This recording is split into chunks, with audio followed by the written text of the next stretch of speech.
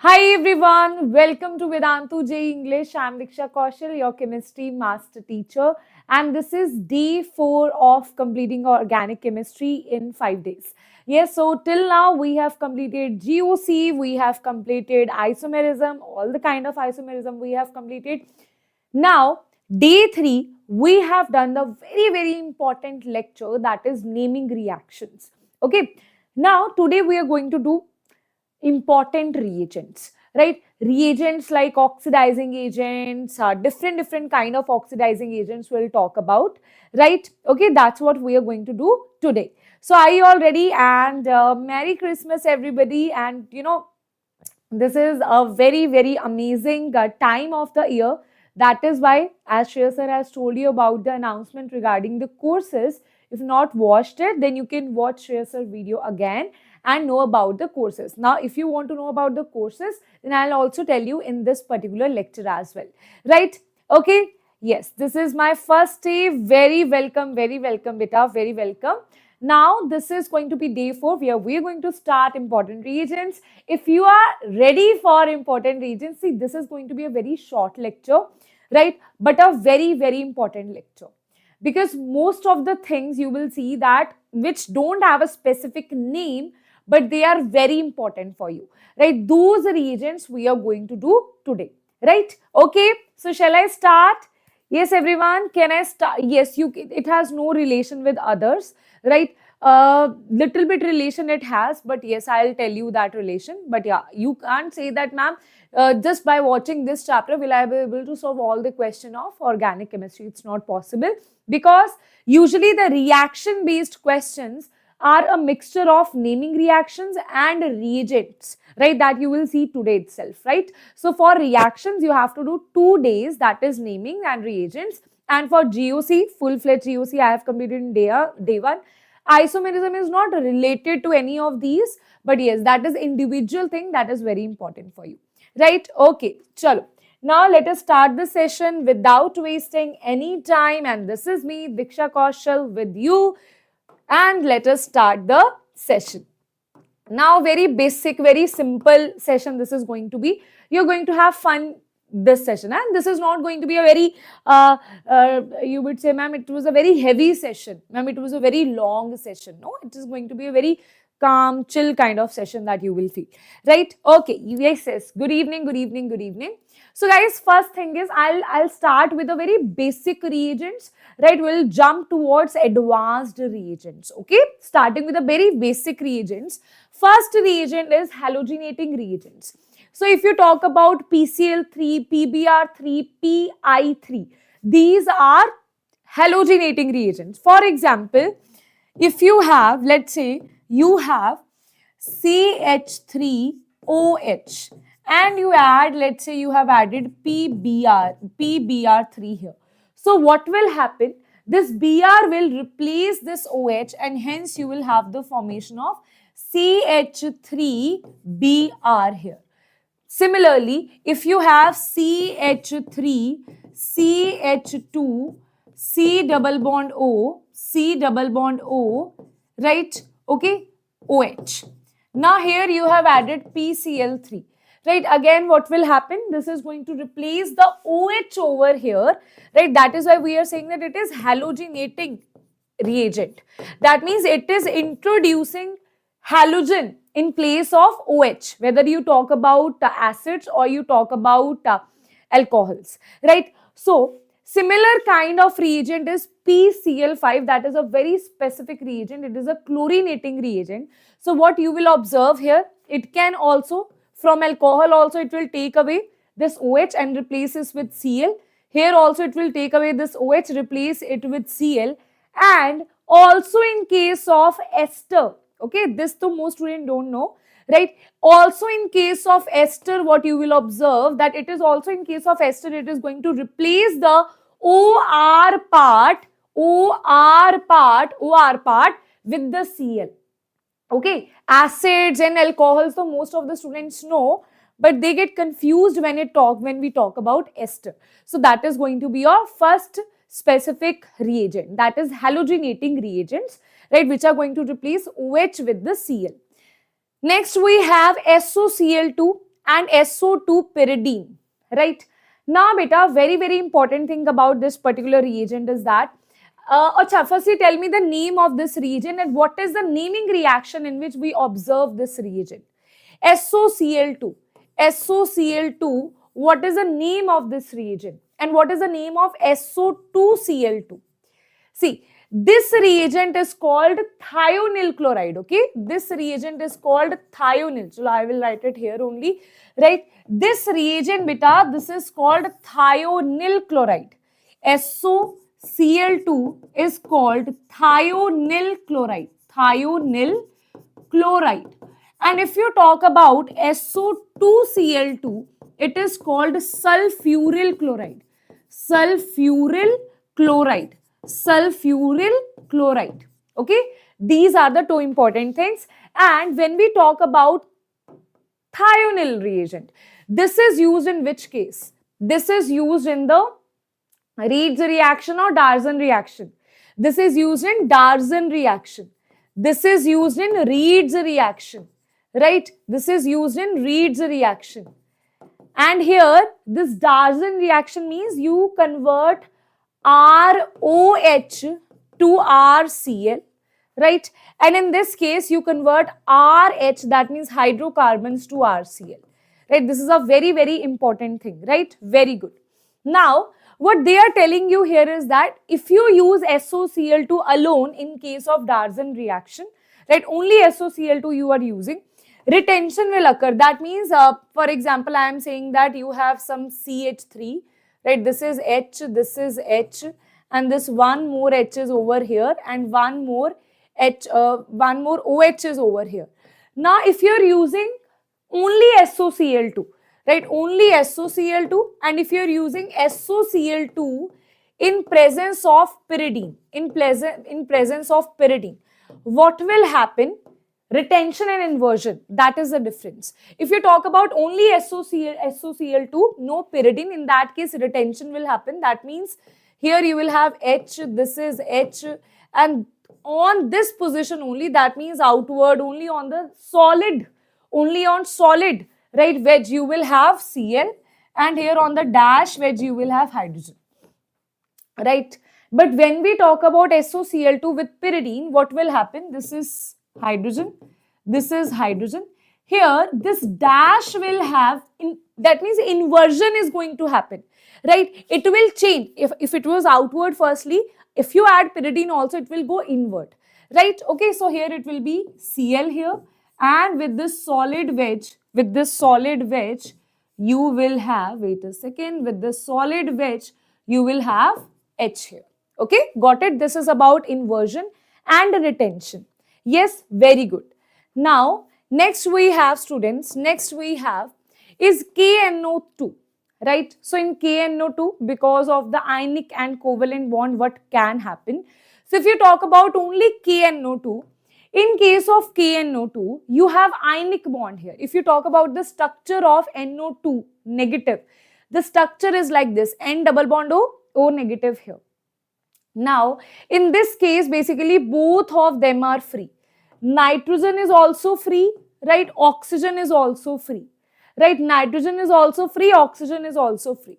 But if you talk about the structure of covalent compound, right? If you talk about the structure of covalent compound, what will happen? This will be, a structure will be like this, okay? The structure will be like AgON double bond O. Like this will be the structure. Here oxygen is not free because this bond is basically covalent. This bond is covalent. Here oxygen is in the covalent bond, in the shared electrons are there. That is why this oxygen will not participate and it will not react here, but the nitrogen will react here, right? But in this case, both oxygen and nitrogen are free. Now tell me, if they have to react, which will be more like excited to react? The one which has negative, right? Instead of neutral, the one which has negative charge over it, that will react faster. That is why this thing will react here. That means O negative is going to react here, right? Okay, and that is why the answer will be RONO, right? And here the answer is going to be, because oxygen is not available here. That is why the answer is going to be RNO2. Right? Okay. Understood? Chalo. Now, next is alcoholic. Now you have two things, alcoholic and aqueous KOH. If you talk about alcoholic KOH, right? Okay. If you talk about alcoholic KOH is like a drunk KOH, right? Okay. When someone is drunk, they will do random things, right? Okay. Now, aqueous KOH is like a very sweet KOH who is not in all these bad habits, right? Nothing like that. Just drinking water and that's happy life, right? So the one who is drunk, it will try to take out something from someone, है ना? Thieves, criminals, right?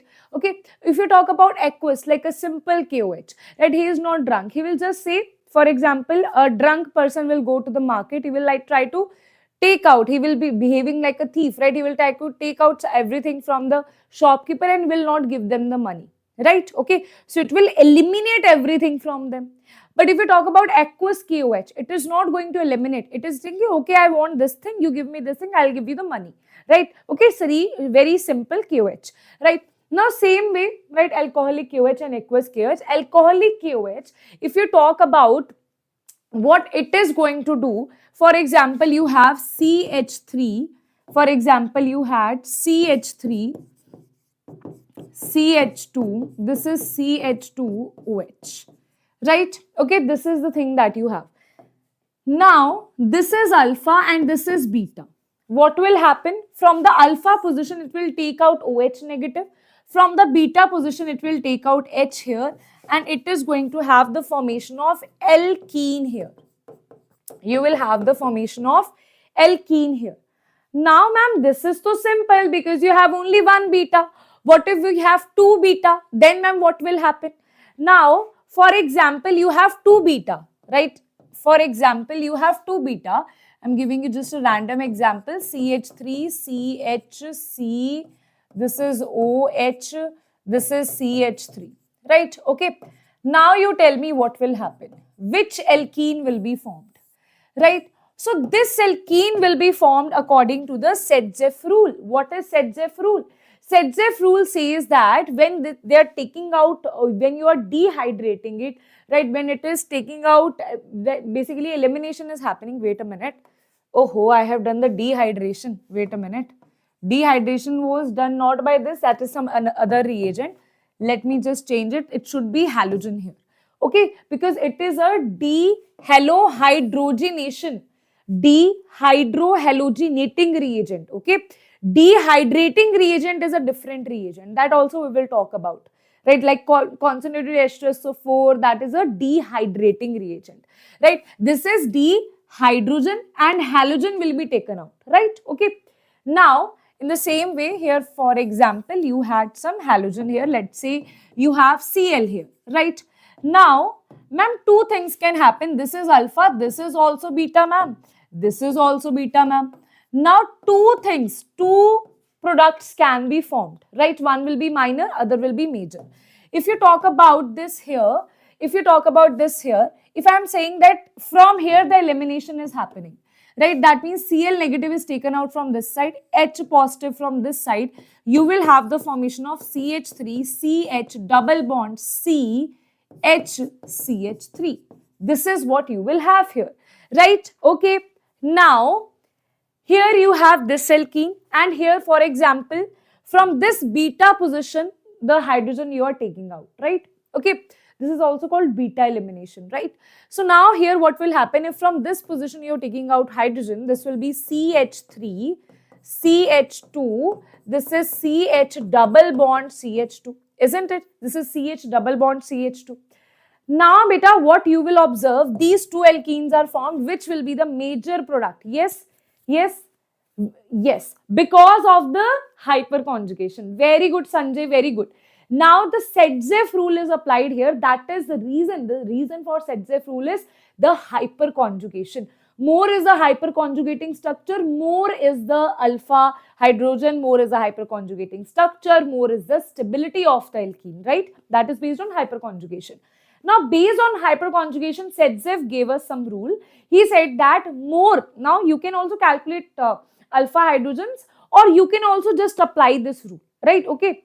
Now, this alkene is more highly alkylated. It is more highly substituted. You have one CH3, one CH3. What about this one? Here you have only one alkyl group that will be present here. This is double bond. This is C. Only one this R double bond is applied here. Others are hydrogen, hydrogen, hydrogen. That means more is the alkyl substitution on alkene, more stable is that alkene, right? So this is the major product and this is going to be the minor product. Okay, beta? This is going to be the minor product. Got it? Yes. So this is dehalogenation, hydrogenating reagent, which occurs, the product is formed by Saytzeff product is formed here. Right? Okay? Understood? Yes, everybody. Now, what else they can give you in the question? To confuse you, they can also write C2H5OH. Arey, what is C2H5OH? This is ethanol only, right? So you can identify that ethanol and KOH is given. That means alcoholic KOH is given. Now they can also just write C2H5O negative, K positive. This is the same thing. Now if these two will react, K positive will go here. This thing, this salt will be formed. That means again they have given alcoholic KOH only. If they have given ETO negative K positive, this is nothing but ethyl only. That means again they are talking about alcoholic KOH also. Sometimes they will not directly give you alcoholic KOH. Sometimes they will look like something like this. Okay, that's why students are like, ma'am, I have never read this reagent. Arey, that is the same reagent only. Okay, got it? Chalo. Now, next reagent is aqueous KOH or aqueous NaOH, right? You have a base who is very innocent, very sweet, he drinks water and stay happy in his life. He doesn't want to eliminate something from someone, but he will definitely substitute, right? What it will substitute? Now, what will happen here? For example, you have OH here, right? You have OH here, you have added NaOH in presence of water, it is written here. That means here what it is going to do, it is going to substitute it, it is going to substitute it base na. Okay. This is with, I'm going to tell you two things about NaOH, right? First is this one. So firstly, let us talk about the base work here. How base is going to react here. Then I'll also tell you the other work of base. So firstly, let us talk about the other work of base only. This we'll talk about in a second. If you talk about, they have given you aqueous NaOH or KOH, but here they have given you something like this, RCl, right? Okay. Now what will happen? Substitution will happen. Now substitution will happen. Substitution will happen. This is NaOH, right? What will happen? It will substitute. It will become ROH here, right? Okay. This thing will happen here. But if you say that aqueous NaOH is given to you, but ma'am, here we don't have any alkyl halide. Ma'am, we have phenol, we have carboxylic acid, I have some alkyl alcohol, I have alkyne. Now, ma'am, how it is going to behave? Anybody? Yes, very good, Remu, very good. Now, it is like I am a base. I want to abstract the proton from you. If you are a good acid, I will take out proton from you. Now, see how it is, the same reagent is behaving different, okay? Now, if you have Cl, it will replace it. But if you have something like this, it will say, just wait for a minute, I will take out proton from you. My work is to take out something from someone, right? Here, I'll take out proton. Now, very important thing about this particular reaction where I have written here, you will say that, ma'am, alkyne is also acidic in nature. Ma'am, alcohol is also acidic in nature. Ma'am, carboxylic acid is definitely acidic in nature. Ma'am, phenol is also acidic in nature. Ma'am, that means in all the reactions, hydrogen will be replaced by Na, right? Is it? No, that is not true, right? That will replace in these two reactions, but not in these two reactions, okay? That is a very, very important point to notice, that here it will surely, because phenol is very acidic. Phenol is more acidic as compared to alcohol because phenol has 5 resonating structures, right? Alcohol does not have any resonating structures. That is why it will not be very acidic, right? Okay, that is why it is going to replace and form phenoxide here, and it is going to form a salt here because definitely it is very acidic. But with alcohol, with alkyne, they are acidic in nature, but they are not very acidic in nature. That is why there will be no reaction here, no reaction here. Got it? Yes, beta. Understood? Right? Huh. How phenol? This is a base, this is a acid. Acid will donate proton. It is donating the proton. It is also donating the proton. Acid and base, they will form salt plus water. So this salt has been formed plus water will be released. Plus water will be released. Because here you will have OH negative and this H positive, they will form water here. Right? But here that thing will not happen with alcohol or with alkyne. This is a very, very, very, very important reaction. That alkyne will not react with base to form a salt. Alcohol will not react with base to form a salt. Okay, yes, okay students, got it, what I told you here. This is a base, beta, this is a base. Base wants to accept proton, right? And acid wants to donate proton. All of them are very acidic in nature, but phenol and carboxylic acid have that much capability that they can react with NaOH and form the salt. But alcohol and alkyne, they don't have that much capability. Right? Okay, that is why here there will be no reaction. Okay, Ji, understood? Understood, guys? Next reagent, what you can see, guys. Next reagent is aqueous NaHCO3. Next reagent is aqueous NaHCO3. Now, I told you there are some hidden reagents here. Right? Okay, aqueous NaHCO3. Now, if you talk about this, we have talked about phenol. Acha. Now guys, if you see this thing here, ROH and phenol, they do not react, right? Simple thing about NaHCO3, have you ever seen that reaction of acid, right? If you have acid, RC double bond OH with metal and metal bicarbonates, carbonates and bicarbonates. So this is a bicarbonate. This is HCO3 negative. This is a bicarbonate. What is carbonate? This is carbonate. This is carbonate, right? So basically, this is a very simple reaction. We have studied this in earlier classes, that whenever you have an acid, right? This is, I'll just write it here. This is a very old reaction. You must have studied this in 9th or 10th class, that whenever you have an acid, if you have metal carbonates or bicarbonates, here we are talking about bicarbonates, right? It is going to give you salt plus water plus carbon dioxide. Just like acid and base will give you salt and water, here it will give you water, carbon dioxide and the salt. For example, if you talk about CH3COOH with NaHCO3, it is going to give you a salt that is COONA, plus it is going to give you water and carbon dioxide. Okay. Now they are saying that, but in this case again, alcohol and phenol will not react the same way, right? Alcohol and phenol, beta. Here alcohol and alkyne was not reacting. Here I am saying alcohol and phenol will not react. That means even phenol will not react here. Understood? Got my point? Even phenol will not react here. Even phenol is not that much acidic to react with metal bicarbonates, right? Okay. Now they are saying that the important point to note down here is that phenol will have no reaction, but if you have some electron withdrawing group attached to it, right? Definitely RCOH, I have already told you that RCOH will definitely react here, right?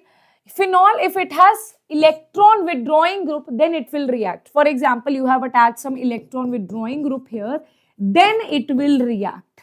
If you don't have any electron withdrawing group here, then phenol will not react. Beta, got it?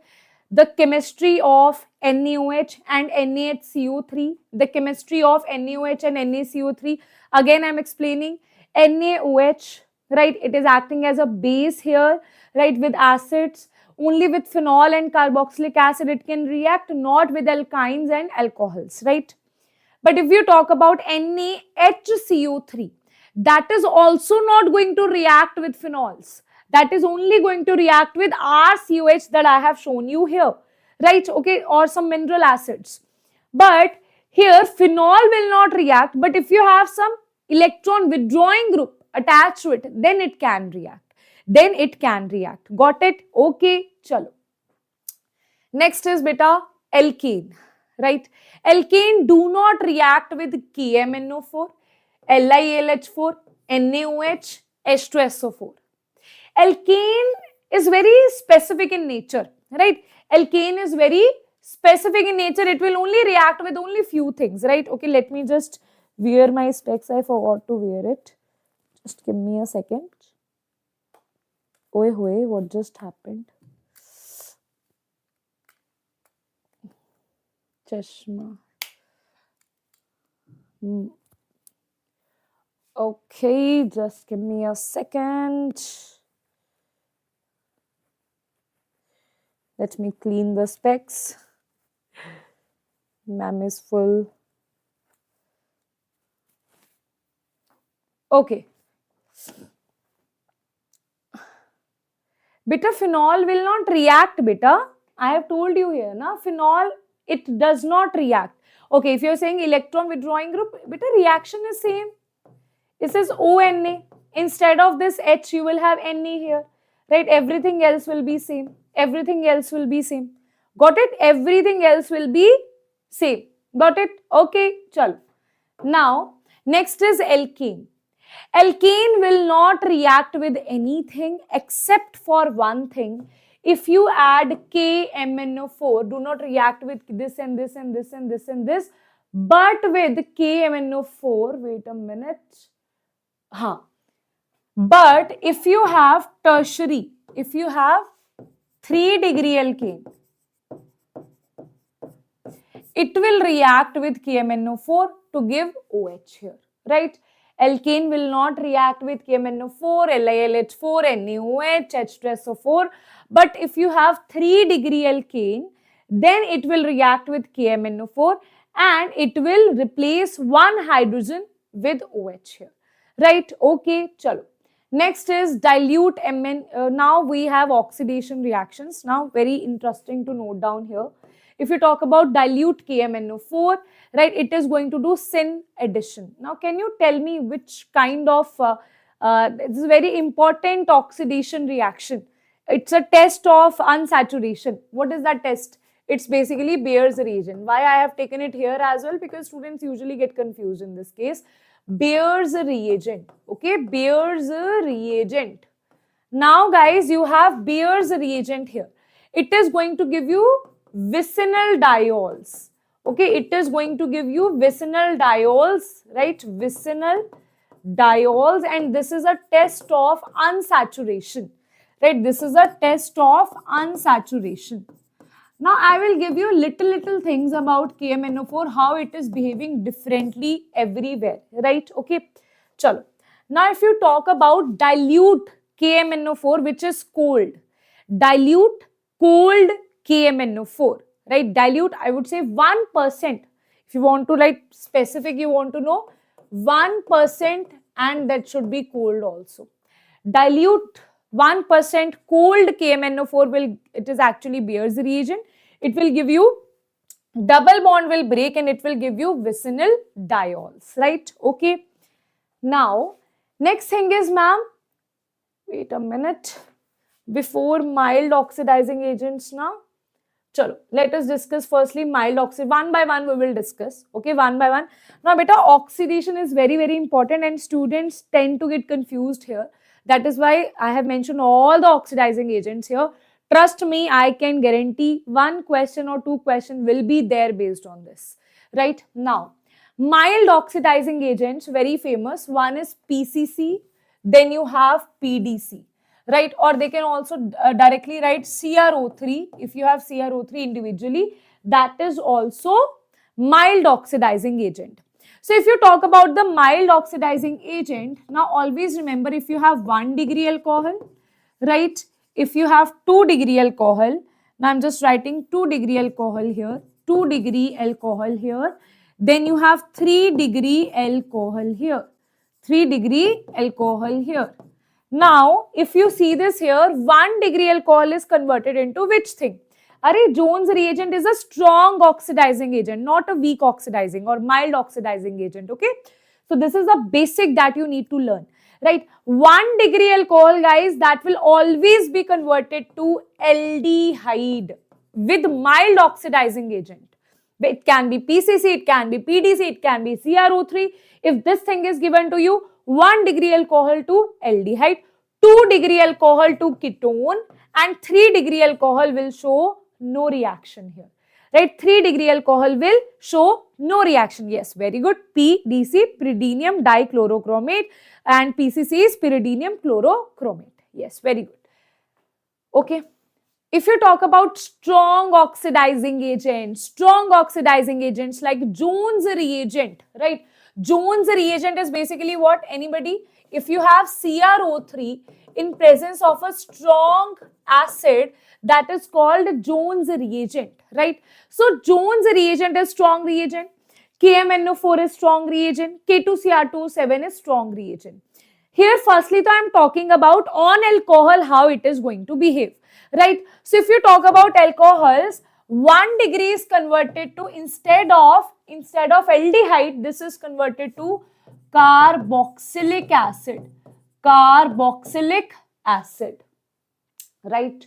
Okay. What about 2 degree? That is converted to ketone only. What about 3 degree? There is no reaction. Those students who want to know this in detail, very simple. If you talk about 1 degree alcohol, let's say this is 1 degree alcohol. This is CH, this is H, this is CH3. What will happen with mild oxidation? I'm just telling you, okay? Just making you revise things. On oxidation, what you will do? You will eliminate this OH, and here also hydrogen will be eliminated. Instead of this, this will be converted to double bond O. This is nothing but aldehyde, right? Again, if you do further oxidation, this H will be converted to OH. Understood? On one oxidation, what happened? You had this thing. Here, it was converted into double bond O. Then, this was also replaced here. After this, what happened? On further oxidation, this is converted to OH. Now, that is why on strong oxidation, 1 degree alcohol is converted to carboxylic acid.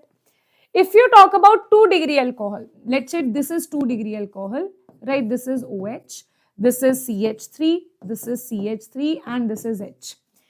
2 degree alcohol, when you have mild oxidizing agent, here OH will be converted to double bond O, and to this hydrogen will be replaced. Ma'am, let's do further oxidation. Now, always remember, when you are doing mild oxidizing agent, just convert OH to double bond O, right? Okay, just do that thing. On strong oxidizing agent, you are doing what I did in case of 1 degree alcohol. I converted the hydrogen. I converted this hydrogen that was linked to the, this was your carboxyl, this was your aldehyde, na? So, I converted this hydrogen that was linked to the carbonyl to OH. But here I don't have any hydrogen. In ketone, I don't have any hydrogen which is linked to the carbonyl carbon. That is why in 2 degree alcohol, even with mild and strong oxidizing agent, it is going to give you ketones only. There is no further oxidation that you can do. Right? Okay. Got it, guys? Got the concept behind this? Right? Okay. Chalo. Now, tautomerism will happen. Wait a minute. Here I was using cold KMNO4, right? Now, for example, right, I am using hot concentrated KMNO4. I am like, okay, you are ketone, you can't get converted to anything else. But I am very stubborn. I will convert you into something else. Now what will happen? Right? Now what will happen when you have hot concentrated KMnO4. When you have got it now? Strong oxidizing agent is cold KMnO4, K2Cr2, 7, Jones reagent. These are strong oxidizing agents. They will convert 2 degree to ketone only. But one step ahead, if they have given you hot concentrated KMnO4, which is a very strong oxidizing agent, now things will change here. Now beta, things will change here. Similarly, right, this is 2 degree alcohol. You had to see 1 degree alcohol, though it is like already it is acid. What else I can do? Already it is the king of functional groups. Now you can't do anything because see, I'll tell you a simple trick here. Hot concentrated KMnO4, it will oxidize anything, whether it's 1 degree, 2 degree, 3 degree, all the things, it will oxidize it to carboxylic acid. Like for example, if some teacher is really a good teacher, okay, for example, you met a teacher, he or she is an excellent teacher, right? It doesn't matter if a topper will come to them or a student who is not so good in studies. They will do so much hard work for the kids that they will make all the students equal and they will convert everyone to a topper, right? So hot concentrated KMnO4 is like that. Doesn't matter, 1 degree, you are also carboxylic, 2 degree, you are also carboxylic, 3 degree, you are also carboxylic. Doesn't matter. No biasness here, right? So here, first is I'm just telling you the end product. 1 degree to carboxylic acid, 2 degree to carboxylic acid, even 3 degree to carboxylic acid, right? I'll also show you how. Now we will see how, okay? Now we will see how, ma'am, this is possible, ma'am. It is such a strong oxidizing agent, ma'am. How it is converting, right? Okay, that we will see.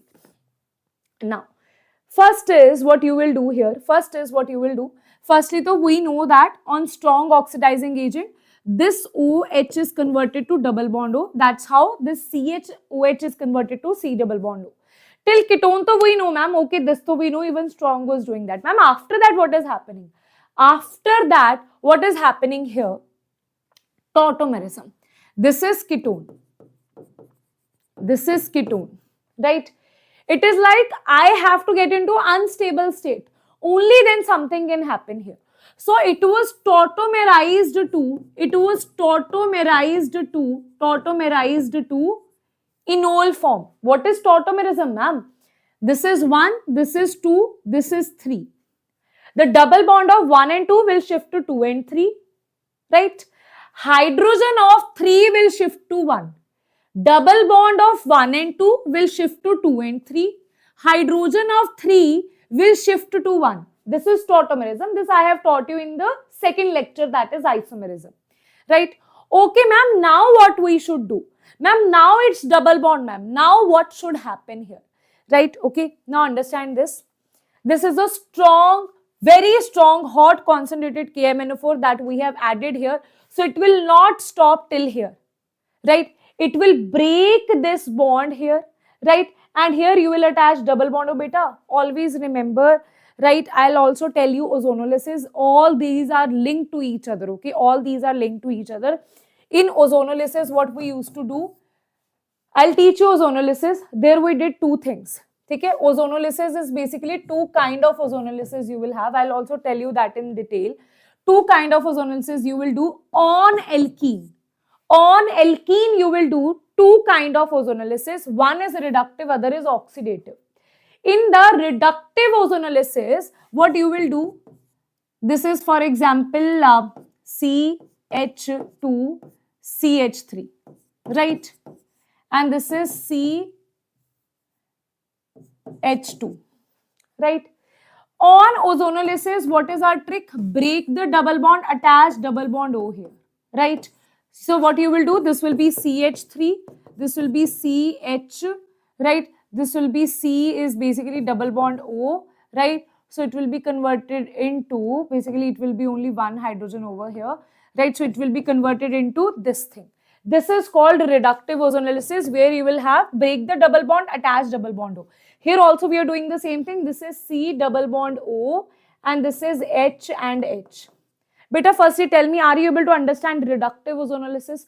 break the double bond O, attach double bond O, break the double bond, attach double bond O, break the double bond, attach double bond O. That is reductive ozonolysis. Right? There is a link, okay? I don't want you to cram things. That's why I'm telling you things here. Right? Now, beta, if you have oxidative ozonolysis, I'll tell you the reagents also. Wait for some. Have patience.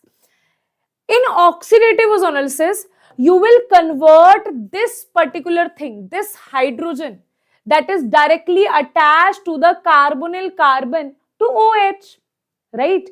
In further oxidation, we are always doing the same thing. So this is CH3, COH double bond O, plus this will be COH, OH double bond O, right? And this is nothing but this is H2CO3. Right? Okay, this is H2CO3. H2CO3 is dissociated into H2O and CO2. Why? Because this on one carbon, two OH groups are never stable. That is why water will be eliminated from this side and you will be left with CO2 and H2O. Right? Okay, got it or not? Yes, students. Why I taught you this? So that you can, in your head, you can have a link here. Right? Link will be like this. Link will be like this. Here also you have a double bond, right? So what you will do here, break this double bond, attach double bond over here, attach double bond over here. What you will have RCOH double bond O plus this will be CHH double bond O. Now this is a very strong, very strong oxidizing agent. So it is further going to replace this hydrogen with OH and OH. This is nothing but it is going to dissociate into, this is carbonic acid only, it is going to dissociate into water and carbon dioxide. Hence, this is your end product. Okay, guys? Everybody in the comment section, right? Okay? Okay? Everybody? Everybody in the comment section.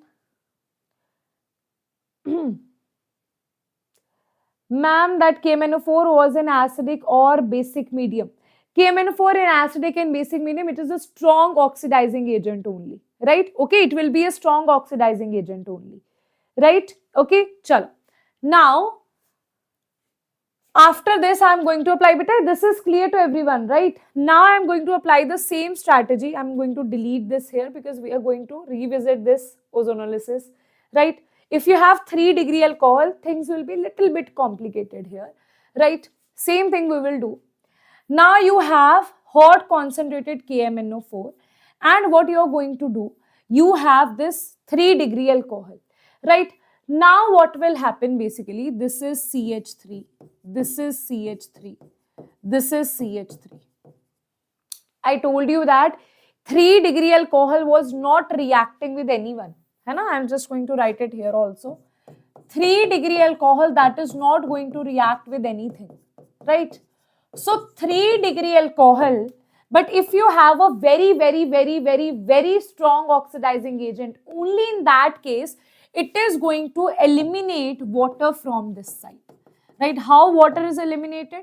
How water is eliminated? H is eliminated, OH is eliminated, double bond is shifted here. You will have the formation of CCH3, CH3. This is double bond CH2.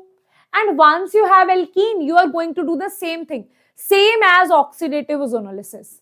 Once you have reached the part of alkene, same kind of thing you are going to do here. That is what you will do in oxidative ozonolysis. What you are going to do here, firstly, ma'am, I'll break this double bond. Okay, break this double bond, right? Okay, break this double bond here, right? And attach here, this is C, CH3, this is CH3, this is double bond O, right? Okay, attach double bond here, plus here also you attach the double bond, it will be plus, this will be C double bond O, and here you have 2 hydrogens, so I'll place it here, right? Ma'am, you were to saying we have to do further oxidation. Okay. That means I told you, it is the end result should be carboxylic acid only, right? So here if you replace this thing, if you replace this hydrogen with OH and this hydrogen also with OH, what you will get?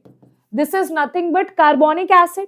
That means this, so we know that it will be converted into water plus carbon dioxide, right? The problem is with this one. The problem is with this ketone. Isn't it same like what we have done here? Isn't it same like what we have done here? It is same, beta, it is same. Same thing we are going to get out of it, okay? So I'll also show you now how we are going to get it. If you have 3-degree alcohol, firstly water will be eliminated, alkene will be formed, then same step as ozonolysis will happen here, right?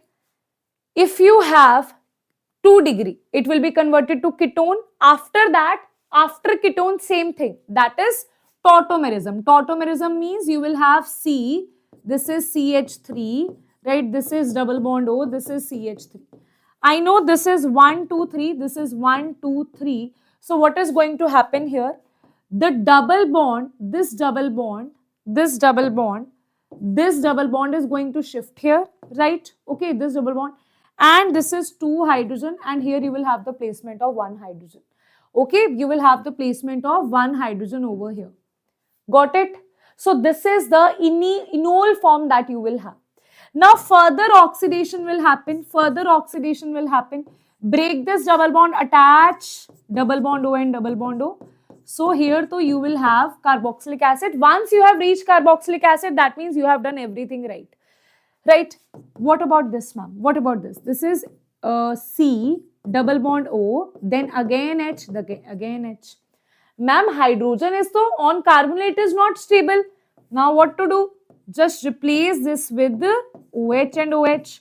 Now 2 OH on 1 carbon are not at all stable. So water will be eliminated, and here you will have the formation of CO2 and water. That means in the options what will be given to you, what is formed here.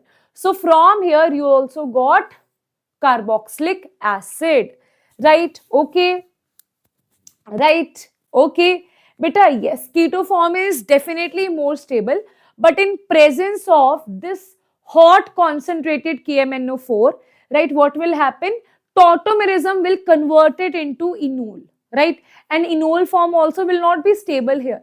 If you think that this form is very stable, this is not stable, right? Here, this is just nanoseconds, right?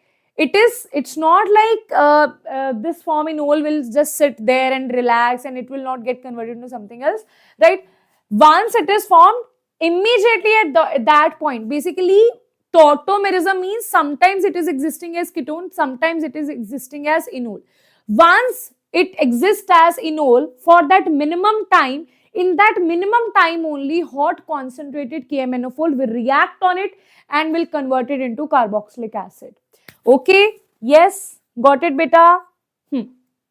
Got it Uday? Chalo. Yes students, you can ask your doubts in the chat box.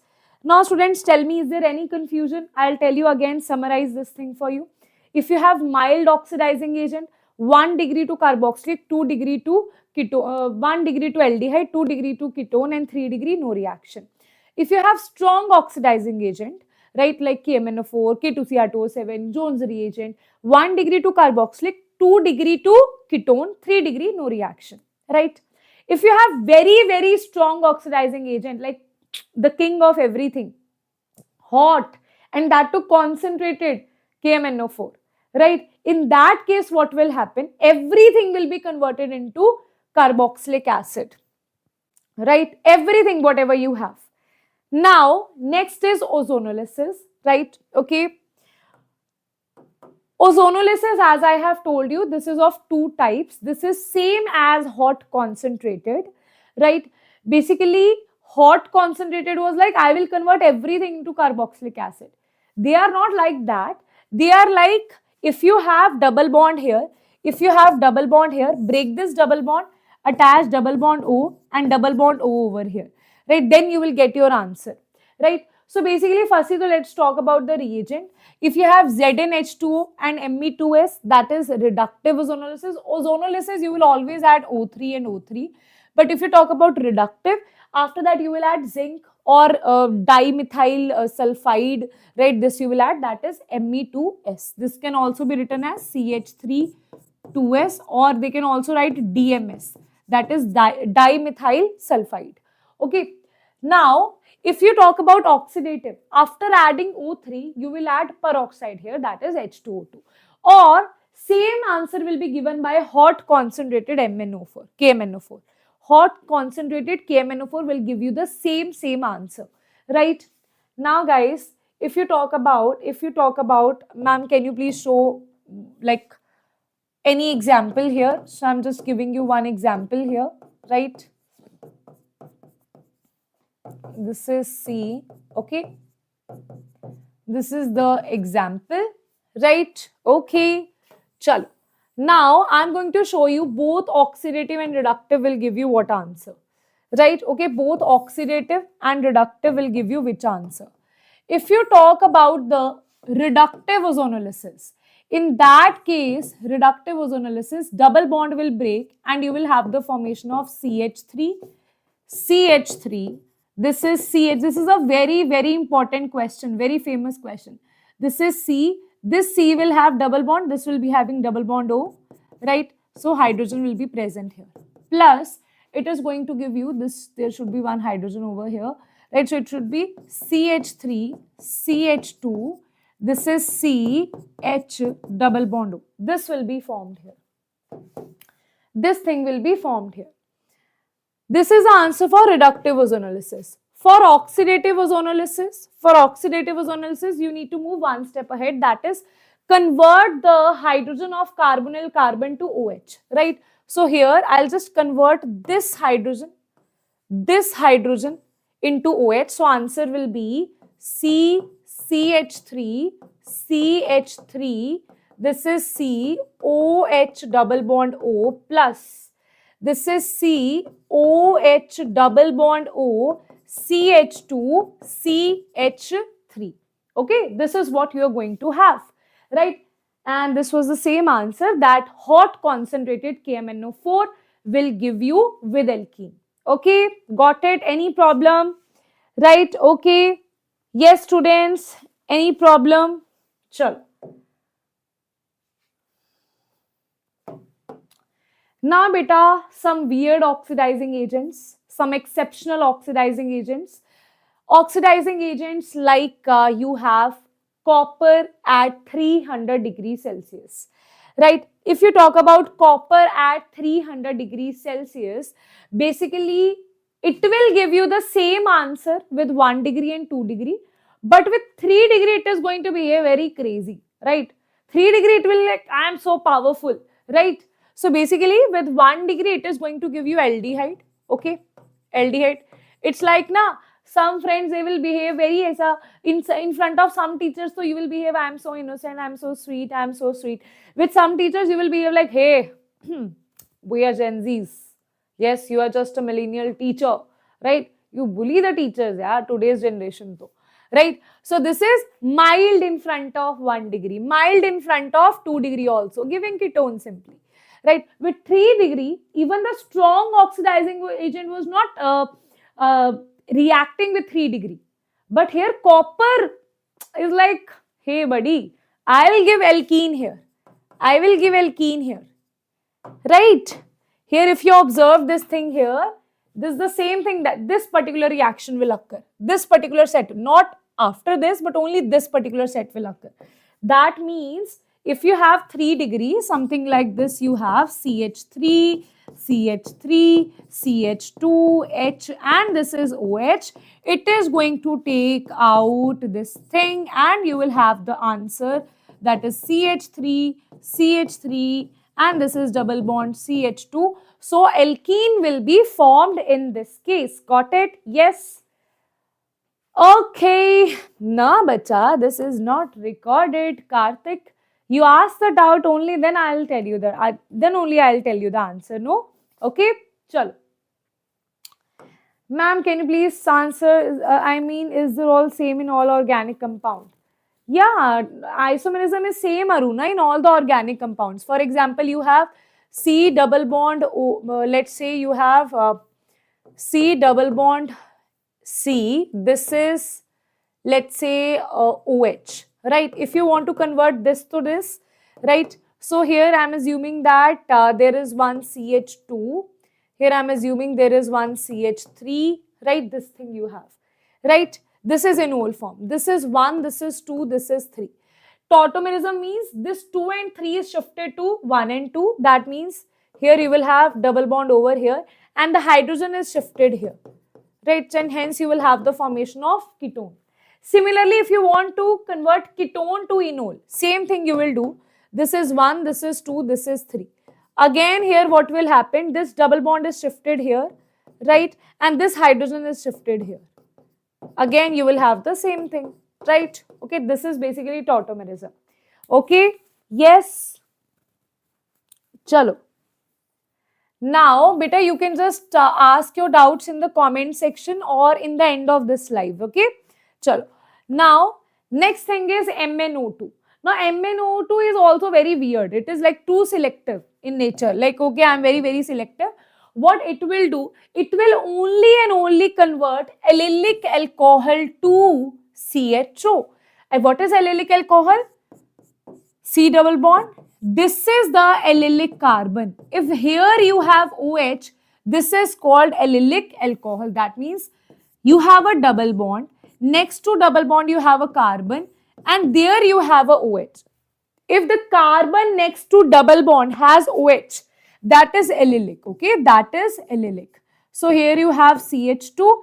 Here what it will do, it will convert only the allylic alcohol to CHO. Right? Okay, so answer will be C double bond C CHO. That is going to be the answer here. Nothing else it will do. Okay, yes. Now, next is dehydrating agent. Now, beta, very important. See, in students' mind, there is this case that, okay, ma'am, dehydrating agent, ma'am, very simple, concentrated H2SO4. They don't know about that concentrated H3PO4 is also a dehydrating agent. PCl5 can also behave as a dehydrating agent. P2O5 is also behaving as a dehydrating agent only. Concentrated H3PO4 is also that, so I have written twice. Then POCl3, this is asked in your JEE 2024. POCl3 is also behaving as a dehydrating agent only. It will also take out water here, right? It will also take out water here, right? So it is also going to take out water. So very simple thing here, how it is going to take out water. You have C, you have C, you have C. This is OH, this is CH3, this is H, this is CH3, right? So basically from beta, this is alpha position, from beta position, beta or beta, any of these position, it will take out water from here. The H from this side, it will give you alkene. Okay, it will give you the alkene. This thing will be formed here. Okay, yes students, chalo. Okay students, now you have like same thing I am talking about, that concentrated H2SO4, how it is going to behave differently according to the temperature, right? Okay. So now temperature, concentrated H2SO4 is also temperature sensitive. If you have temperature once, from this also the questions are asked. If you have 170 degrees Celsius temperature, in that case, you will have the formation of ether. That means dehydration will occur from only one molecule. That means OH is eliminated from this side and hydrogen from this side. But if you have 140 degrees Celsius temperature, in that case, this is CH3, this is CH2, this is OH, and you have one more molecule where you have CH3, this is CH2, and this is OH. Here also dehydration is happening. Concentrated H2SO4 is a very good dehydrating agent. But here the dehydration will occur from two molecules. That means OH will be eliminated from this side, H will be eliminated from this side, and hence you will have the formation of an ether, that is CH3, CH2, OCH2, CH3. Okay, so concentrated H2SO4, this reagent is also temperature sensitive. Based on the temperature, you will give your answer. Okay, yes. Now, next is terminal alkynes. Now, anybody in the comment section about terminal alkynes, what is the beauty of terminal alkynes? The beauty of terminal alkynes, guys, The beauty of terminal alkynes, very, very important. The beauty of terminal alkynes, beta. Terminal alkynes are basically very acidic in nature, right? Terminal alkynes, one thing you need to know about terminal alkynes is that, wait a minute, let me just show you here. If you talk about terminal alkynes now, you have C, triple bond C, this is H, this is CH3. So this question also been asked in your JEE main. So that's why I'm telling you that from these little things now, the questions are asked. Today also we are going to see previous year question. What you will see that a mixture is asked. Mostly in JEE means more attention is given to reagents as compared to naming reactions. Okay. So naming reaction, they don't mention. The reagent of naming reaction is very important to know. And those reagents which are not involved in any naming reaction are also very important. That you will know today only. And in exam, you will thank me for this lecture. I'm telling you that. Right? Now, this is the terminal. Terminal alkene means where the alkyne is on, terminal alkyne means when the alkyne is on the terminal position. So if you add NaNH2 here, it is going to replace this and you will have the formation of CH3, C triple bond C, Na. That means with the terminal alkene, you have any proton source, it is going to react. But if you have a non-terminal alkene, it is not going to react with any proton source. If you have a non-terminal alkenes, let's say you have this thing. Let's say you have this thing. It is not going to react with any proton source. It is not going to, not proton source, any proton acceptor source. Right? Any proton acceptor source. Proton acceptor. It is not going to show any reaction here. Okay? Understood? Chalo. Now, same thing we are doing here, that if you talk about AgNO3, this thing is also said that, okay, alkyne also gives Tollens test, right?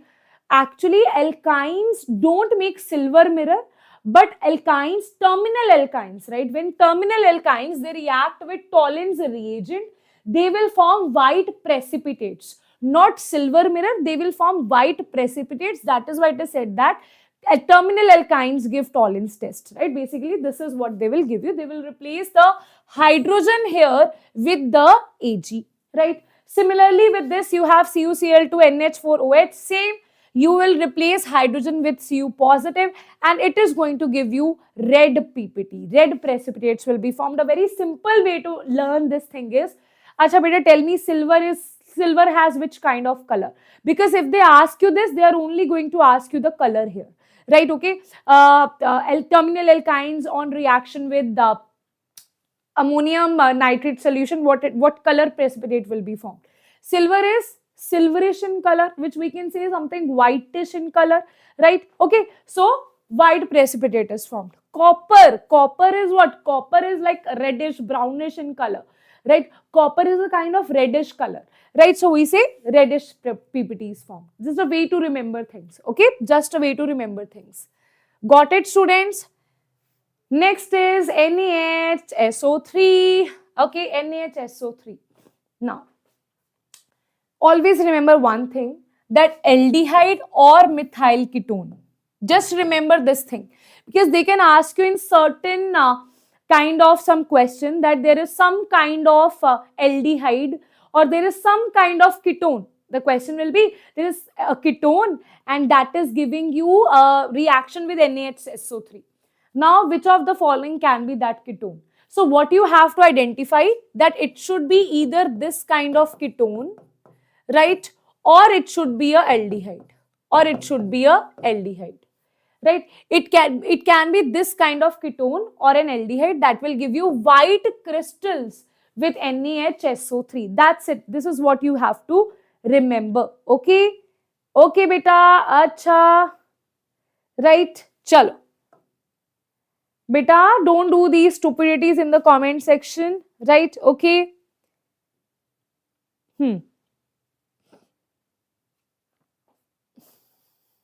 I think the one who just wants to study will not do these stupidities 1 month before the exam, right?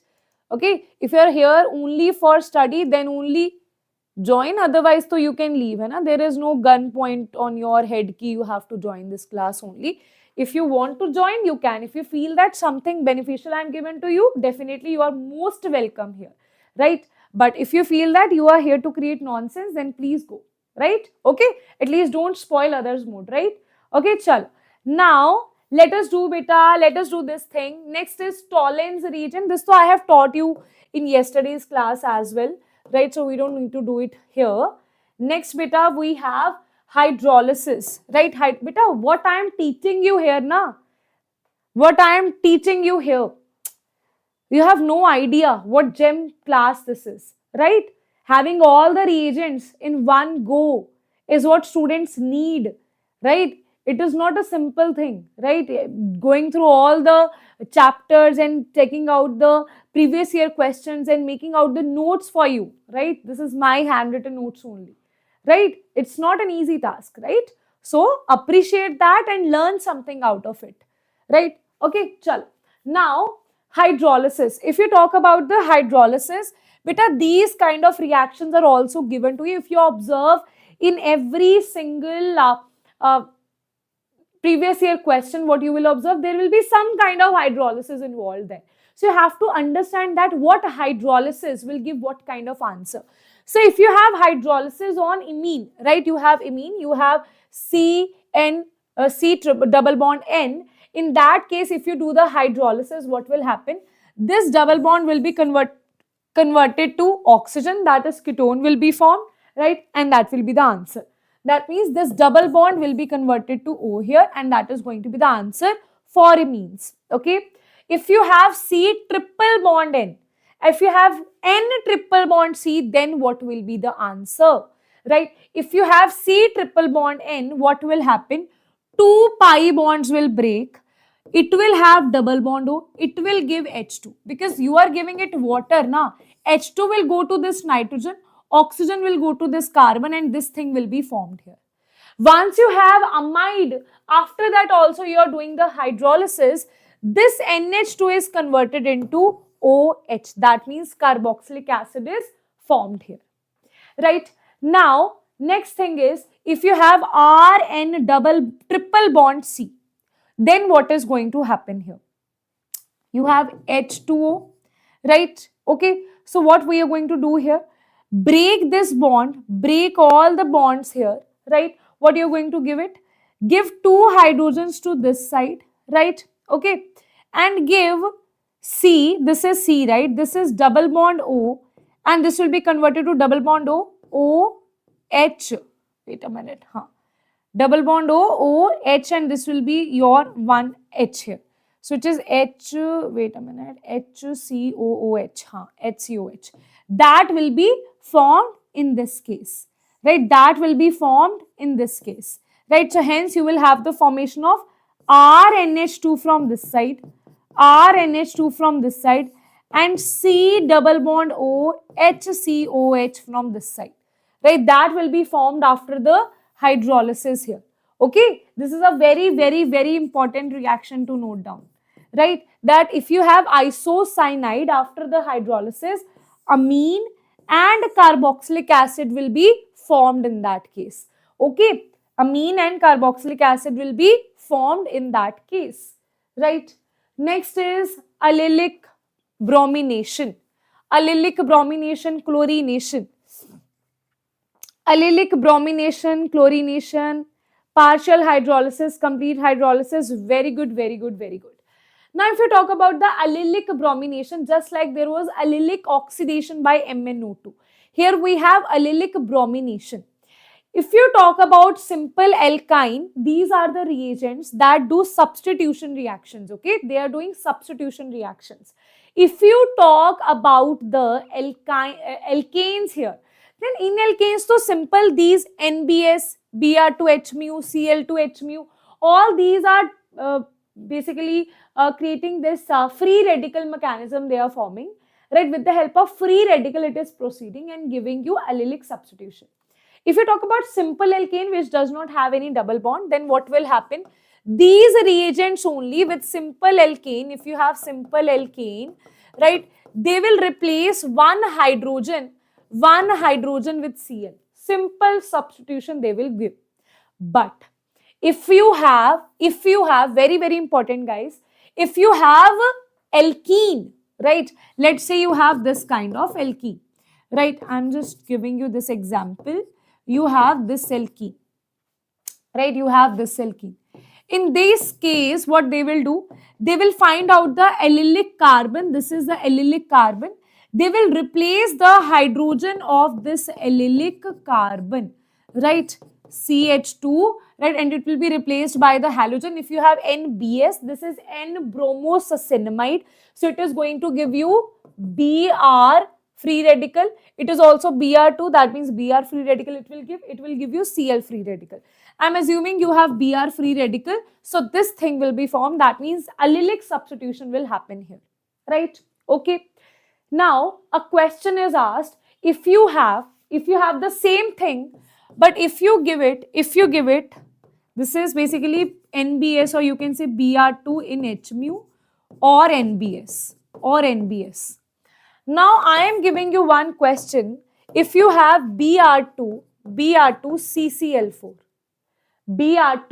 CCl4, anybody in the comment section what it will give you? You have, see, same thing, see, all the reagents you should know, na? In comparison also you should know. If you have Br2 CCl4, right, then it is not going to do anything with this allylic, right?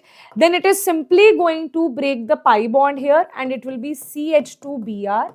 It will be CH, this is Br, this is CH3. Simple pi bond will break and Br will be attached here, right? Okay, understood? Huh. Very good, Ambika, very good, Ambika. In hydrocarbon, I have taught you how on alkane, chlorine and bromine are going to give you selectivity and reactivity principle, right? Okay, chalo.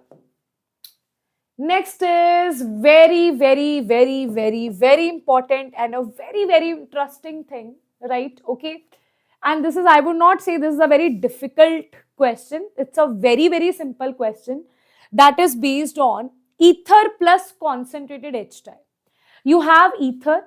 And yesterday I taught you Williamson synthesis of ether. In naming reaction, I taught you the synthesis of ether by Williamson synthesis reaction. That was also very interesting, right? Today we are going to talk about ether plus concentrated HI, and from here also direct question is asked, direct question. It's not like a big sequence reaction will be given to you, a simple direct question will be asked to you, right? So this is ether plus concentrated HI. See, if you have a symmetrical ether, then so it is very simple, ma'am. Break any bond, you will give one is H positive, I negative, give any of this I negative, any of this H positive, answer will be same. One will be, ma'am, RH. One, wait a minute. Huh. Ma'am, break this bond, this will be negative, this will be positive. Ma'am, give positive over here and give negative over here. One will be alkyl halide, one will be alcohol. Ma'am, if you break this bond also, then also if this is, ma'am, same only, this is RR only, this will be ROH, this will be RI. If it is symmetrical ether. But the problem is, they will not ask you question about symmetrical ether, right? They will ask you question about unsymmetrical ethers, where alkyl chains are different from each other.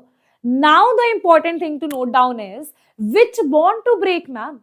Should I break this bond? Should I break this bond? That is the important part.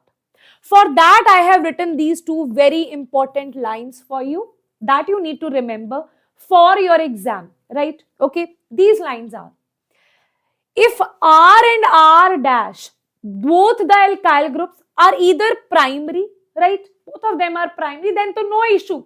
It will go through SN2 mechanism. SN2 mechanism, ma'am, single step, ma'am, transition state is formed, right? SN2 mechanism. That means the stability will be according to the transition state.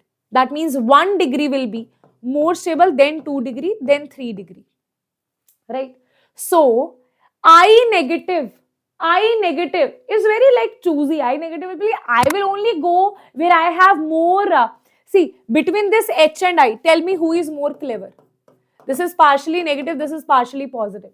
I negative is more clever, na? That is why it is more electronegative, more clever. So it will only be like, okay, here I can see my benefit, I'll go here. Here I can see my benefit, here I'll go here.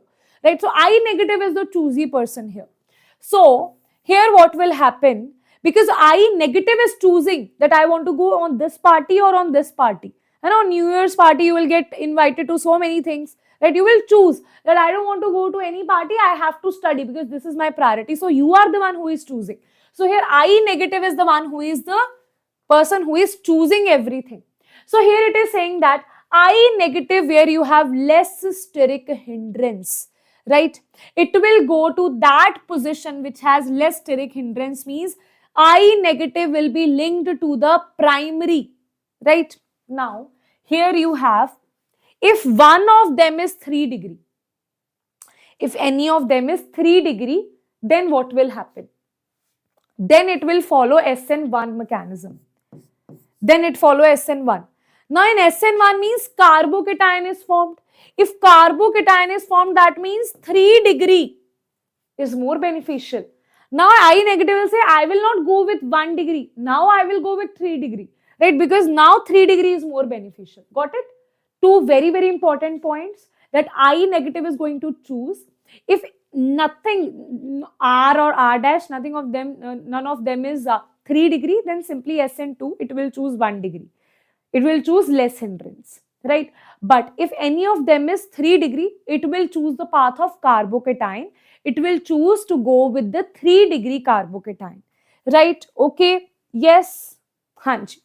Now, next is LiAlH4, right? Okay, next is LiAlH4. Beta, we are also going to do questions based on this, है ना? I think we are left with only few things, right? Not that many things. Only 10 pages we are left with.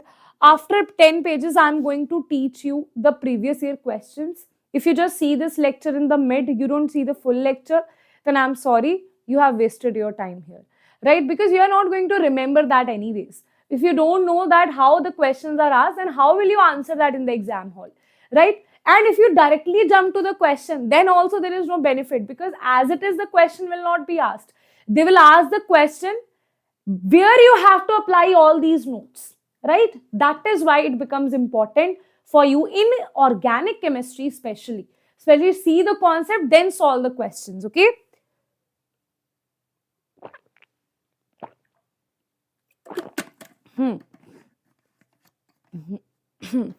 बच्चा break you want? अरे break क्यों? अच्छा, why don't you guys like the session? What's the are you like am I your enemy or what? I see you guys are actually very confused in liking the sessions. Huh? Do you have to like, it's a very simple button, you just have to click there, right? You don't have to pay anything by liking the session, right? So it's a simple thing, free of cost. Likes are given free of cost, right? Okay. So LiAlH4, that is a reducing agent, right? And that's a very interesting reducing agents. Let's talk about this reducing agent here. LiAlH4, this is A, this is not A, this is Al, right? Basically, there are 2-3 reducing agents that we will talk about. First is LiAlH4. In LiAlH4, reduction we are doing. So, carboxylic acid, ester, acid chloride, all are reduced, right? Okay, all are reduced here to alcohol. You have carboxylic acid, you have ester, you have acid chlorides, all are reduced to alcohols with the help of LiAlH4, right? If you have amide, right, that will be, this pi bond will break, that will be reduced to amine. If you have this amine, if you have imine, that will also be reduced to amine, right? If you have NO2 group, that will also be reduced to amine, right? Okay, that means all the nitrogen containing compounds are reduced to amines, and all the carbonyl containing compounds are reduced to alcohols, that is carboxylic acid, ester, and acid chloride, right? Okay. Now, next thing about them is You can see this thing here only. Very, very important that if you have a double bond, that will not be reduced. Right? If you have a simply double bond, that will not be reduced here. It will not affect. So there's a special line mentioned in your NCRT that lithium aluminium hydride will not have any effect on the double bond, right? But if you have a double bond that is directly attached to a phenyl ring, right? That is directly attached to a phenyl ring. Now, this double bond will be reduced. And aldehyde so definitely is converted to to alcohol. Okay? Understood? Right, bacha? Okay. Hanji. Understood, students? That this is double bond. Double bond is not reduced. But if you have a double bond directly linked to phenyl group, then this double bond is definitely reduced. Right? Okay. And CHO, so definitely it will reduce to alcohol that we have already written. Right? Now, NaBH4, that is more frequently asked as compared to LiAlH4. Because NaBH4 has some specific things. Right? It can make, you can get confused here. That's why this is asked. Right? So NaBH4, the important thing about this is that it will not, if you talk about CHO, it will react. If you talk about COR, it will react, right? With ketone also, it will reduce it to alcohol. Acid chloride will also reduce to alcohol. Imine will also get reduced to alcohol, but carboxylic acid is not reduced. Ester is not reduced. Amide is not reduced. This is very, very important point to note down. Especially the questions are asked based on ester. The questions are asked based on ester, right? Okay. It will not reduce RCH, carboxylic acid, ester and amide, right? Okay, ma'am. Ma'am, what about these things? Definitely aldehyde, you have ketone, you have acyl chloride, you have imine. They all will be reduced here. And these three things to alcohol, but what about this one? This will be reduced to, wait a minute, here you should have, this double bond should be eliminated, right? Here it will be reduced to amine, right? This pi bond will break and amine. See, all the oxygen containing compound to alcohol, all the nitrogen containing compound to amine, right? That was also there in LiAlH4 and NaBH4. But in case of LiAlH4, it was able to reduce all the things here, acid, ester, everything. But here it is not able to reduce acid, ester and amide. This is what you need to remember. This is a very, very important point. Very, very important point. Today only I'll show you also the question that are asked in your latest 1 to 2 years. Right? Next is DIBAL. DIBAL. Now what is this DIBAL? DIBAL is diisobutyl. Two isobutyls group you have. Aluminium hydride. This is also a reducing agent. But the interesting thing about this reducing agent is that it will not reduce to alcohols. It will reduce some specific groups to aldehydes. Like if you, any group you say, even nitrogen containing compounds are reduced to aldehydes here. If you talk about acid chloride, you talk about ester, you talk about cyanide and carboxylic acid, all of them are reduced to aldehydes, not to alcohols. Even nitrogen containing compound, this is also reduced to aldehyde. Even the oxygen containing compound is also reduced to aldehyde. Got it? Yes, students? Chalo. Harish, you can do one thing. You can watch my previous lecture, day 3 of naming reaction and distinguish this. Okay, that will help you. Right? Definitely, Sumit, you can definitely watch this because JEE means previous year question and this reagents are definitely very important for NEET as well. Right? Okay, but don't go for JEE Advanced. Yes, in NEET, this can happen that directly exactly the same question can be given to you in your next NEET. But for JEE students here, right, it's like they have to go through this also. This is the minimum level, right? After this, you also have to practice. But for NEET, this is the maximum level, right? Okay, chalo. What about B2H6THF? Anybody in the comment section? Beta, yesterday I taught you, right? Okay. Beta, DIBAL is a very good reducing agent, right? Okay. DIBAL will reduce acid chloride, ester, cyanide and carboxylic acid to aldehydes, not to alcohol, and only these specific will be reduced, right? These four compounds will be reduced here, right? Okay, Adhiraj, chalo. Next is B2H6 THF. That is, we have talked about hydroboration oxidation in the previous lecture. Do you remember that? Very good, diborane, very good, Harish. Now we have talked about hydroboration oxidation in the previous lecture. Today I am talking about hydroboration reduction. I am not doing the oxidation, right? There is no oxidation here, right? THF, basically we are doing the reduction here. That's why I have collected this in the part of reducing agent, right? So now this is, you have CH double bond, this will be reduced here. You have carboxylic acid that will be reduced to alcohols. You have amide that will be reduced to amines, right? Okay, but it will not show any reaction with these functional groups. Acid chlorides, you have oxime, you have acyl chloride, right? It will not show any reaction here. Okay.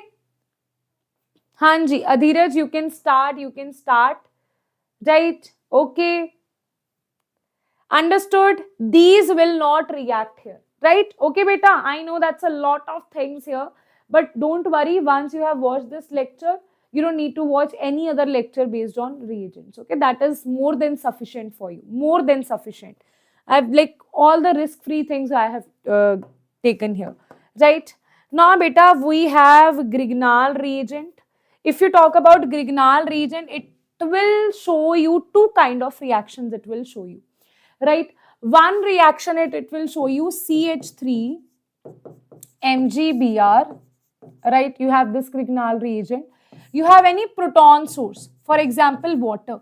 Any proton source you have, alkyne you have water, any proton source if you are having, any proton source, right? Then first I am writing with proton source, with the proton source, with the proton source. With any proton source, it will get converted to alkane. For example, you have RMgBr, any randomly I am picking up RMgX. You have a proton source that is alkyne. This question is also your last year question only, right? This is one of the step in that question, okay? So this is, let's say this is R, this is H. Now, if you have terminal alkyne, that means it is a proton source. So that means it will pick out the proton here. It will be RH plus Mg plus this will be RC triple bond C MgX. This is positive, this is negative, this is negative, this is positive. So positive over here and positive will jump here. It will be RC triple bond C MgX. RC triple bond C and MgX will be replaced here. This kind of, firstly, so this kind of thing it will do, right? What it will do? Two kind of behaviors it will show. Grignard reagents with a proton source. Then you have Grignard reagent. Then beta, you have Grignard reagent with any carbonyl compound. Let's say you have ketone here. Let's say I'm saying that you have ketone here. Okay. This is the Grignard reagent. The same way it is going to behave. RMgX. I'm saying this is R-MgX, beta. Bacha, if you really want to solve the previous year question, how many times I have to tell you that, hai na? How many times, huh? If you want to solve previous year question, this is not physics, this is not mathematics, guys. I can't directly tell you any formula. There is no formula, right? There is no specific formula, just apply this formula. No, right? The thing that I'm doing is based on your previous year questions only. If I tell you directly the previous year question, you will get lost there. You'll say, ma'am, organic is very tough. But if I give you proper explanation before, after that, if you're able to solve the question yourself, then you will get that, right? That yes, I can do it, right? I don't want to depress you. I want to build your confidence also here, right? So beta, as you can see, with this carbon and oxygen, this is negative, this is positive. Here, this is positive, this is negative, right?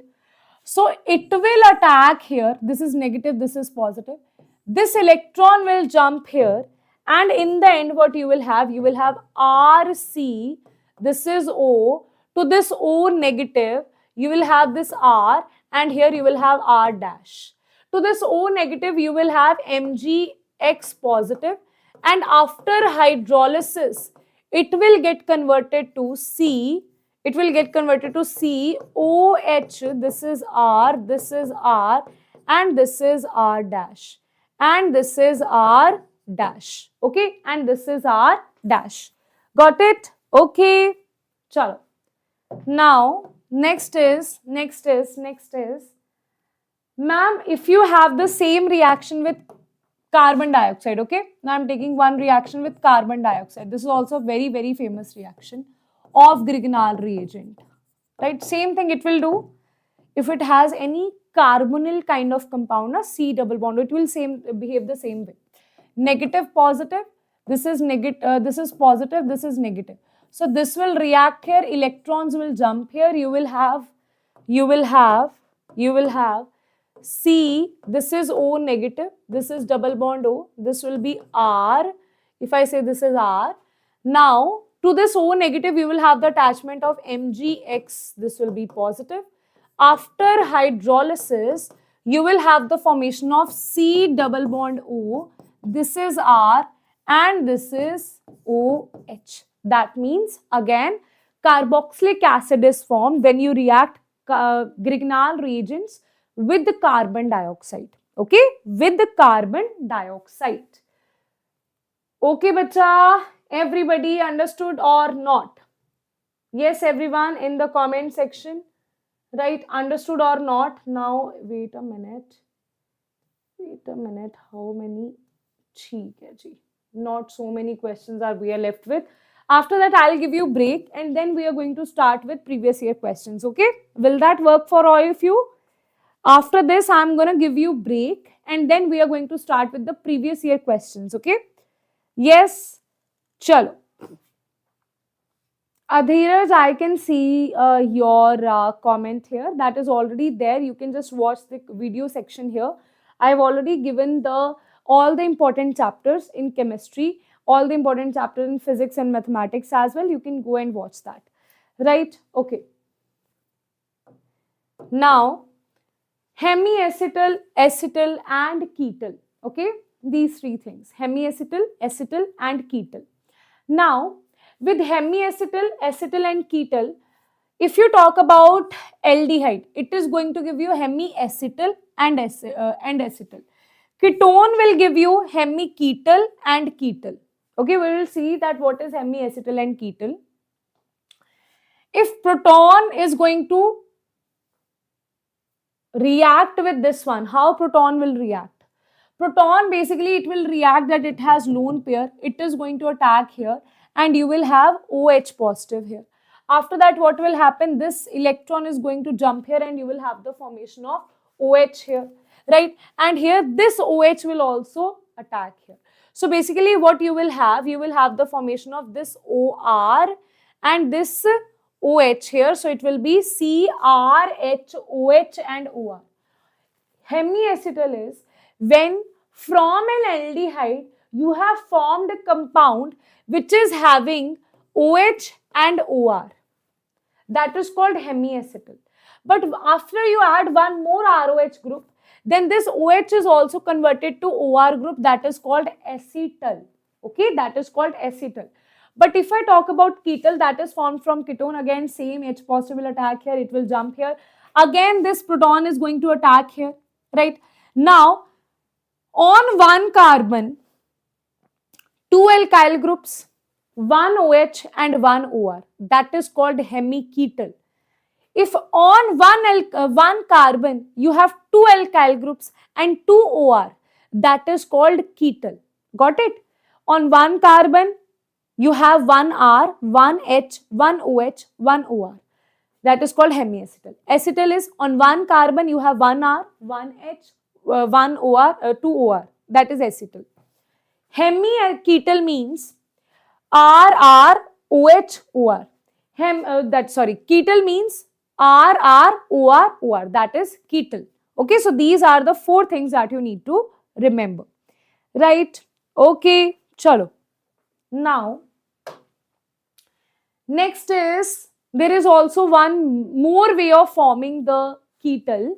That is, if you have ketone, right? And here you use ethylene glycol, right? What will happen? Water will be taken out. Water will be taken out from this side. And here you will have C, one bond O here, one bond O here. That means this thing will be formed here, right? That is also ketal. That is also ketal. But this ketal is used to protect the groups, okay? That is used to protect the group. If you want to protect this OH and OH over here, then you can use ketal here, right? You can form the ketal, right? In acetal there is H, in ketal there is no H, because acetal is formed from aldehyde and ketal is formed from ketone. Now beta, for this I'll also give you one chart from your NCERT, right? I'll just take that chart from NCERT only. After the break, I'm going to give you that chart, okay? After break, I'll give you that chart. Now, and also one more thing, you can also go through my Telegram channel, that is t.me/Diksha Kaushal Chemistry. Diksha Kaushal Chemistry. Right, that is my Telegram channel. There also you will get these kind of charts and updates regarding your JEE mains and advance. Right, now, if you talk about this thing here, wait a minute, this is the cyanohydrin, na? Acha. Beta, nothing, very simple. So what we did, this is K positive, Cn negative. What will happen? This is positive, this is negative. Negative will attack here, electrons will jump here. You will have R, C, R dash, this is Cn and this is O negative. Then K positive will be attached here. After adding H positive, after hydrolysis, it will be OH. That is nothing but this is called cyanohydrin. This is called cyanohydrin. This is also a very important reaction. Okay, this is also a very important reaction. Got it? Yes, everybody. Next is, this is the chart that I was talking about. Basically, if you have any group, whether it's aldehyde or it's ketone, it is reacting with any compound which is having NH2 and any Z here. Now, if this Z is H, then it will become ammonia, that is NH3. If this Z is OH, then it will become NH2OH. Hydroxide it will become, ammonium hydroxide, right? Now, based on this now, this Z can have different values, and from that values only the questions are asked. That chart is directly given in your NCERT that I will provide you after the break. You just need to know the concept here. The concept is that what will happen, oxygen from this side and H2 from this side will be eliminated, and this is C, this is R dash, this is double bond. With this double bond, you will have nitrogen and this is Z, right? Now, based on what you had Z in the reactant, that kind of product will be formed on the product side, right? Okay, chalo. Okay, yes, I look a little bit tired. I'll firstly just complete the reagents. Now, beta, very simple reagents, right? These are basically the reagents that we use in aromatic compounds we use this, right? So if we talk about Cl2 and hydroCl3, it is going to give you X positive electrophile, right? If we talk about concentrated HNO3, H2SO4, that is a nitrating mixture, it will give you NO2 positive electrophile. RCl and hydroCl3 used in Friedel-Crafts alkylation will give you R positive electrophile. RCOCl and hydroCl3 will give you RCO positive electrophile, right? Here you can also use acid anhydride, that will also give you the same electrophile, right? If you use concentrated H2SO4 or oleum, right, you will get sulfonation, that is SO3H as the electrophile that are going to react, that are going to attack on the benzene or the benzene derivatives, right? Okay, chal. Now, few things about this is some reagents to focus on. See, if you talk about phenol and aniline, here we are going to talk about phenol and aniline, okay? Chalo, let's talk about that.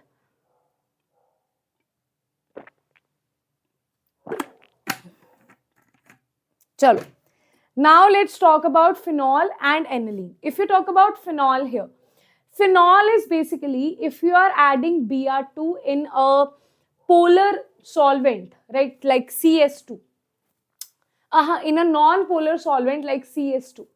In that case, ortho product will be different, para product will be different. That means these two products will be formed here. This is OH, ortho product differently it is formed. Para product is formed differently here. Para product is formed differently here, right? Okay. But if you have Br2 in water, then only in one compound itself you will get ortho-para substitution. That means here white precipitate of this 2, 4, 5 now. 1, 2, 3, 4, 5, 6. 2, 4, 6 tribromophenol will be formed. That is white precipitates will be formed. But in case of aniline, things are very different. In case of aniline, right, you will always get tri-substituted product. Now, ma'am, I want to get mono-substituted. You are saying you will always get tri-substituted product. But ma'am, my lab attendant is saying that you have to get mono-substituted product. Now, what I can do? For this, you have this very, very important reaction, that is acetylation. So here what we do, guys, this is your reactant, right? So basically this will replace one hydrogen with C double bond O CH3, this thing, right? Okay. It will replace one hydrogen with this thing and you will have the formation of NCOCH3. Acetylation, this is called acetylation. This is also in your practical chemistry, okay? Acetylation. After that, you add Br2, CH3COH. After adding this, what you will get? In Br2, you have added this, right? Br2 you have added. Now you will get para substituted, not tri substituted, because this COCH3, what it has done, basically now, this nitrogen was electron donating. There was high electron density on the, if you compare this oxygen and nitrogen, oxygen has more electronegativity as compared to nitrogen. That is the reason nitrogen it was giving more electron density to the benzene ring. That is why tri-substituted product was formed. That means what I have to stop is the nature of this nitrogen to donate so much. Nitrogen is donating too much. So I have to stop this. How I stopped this? I made nitrogen busy with this CO. है ना? Busy with this CO. I don't want this nitrogen to donate to benzene. I want nitrogen to donate to carbon now.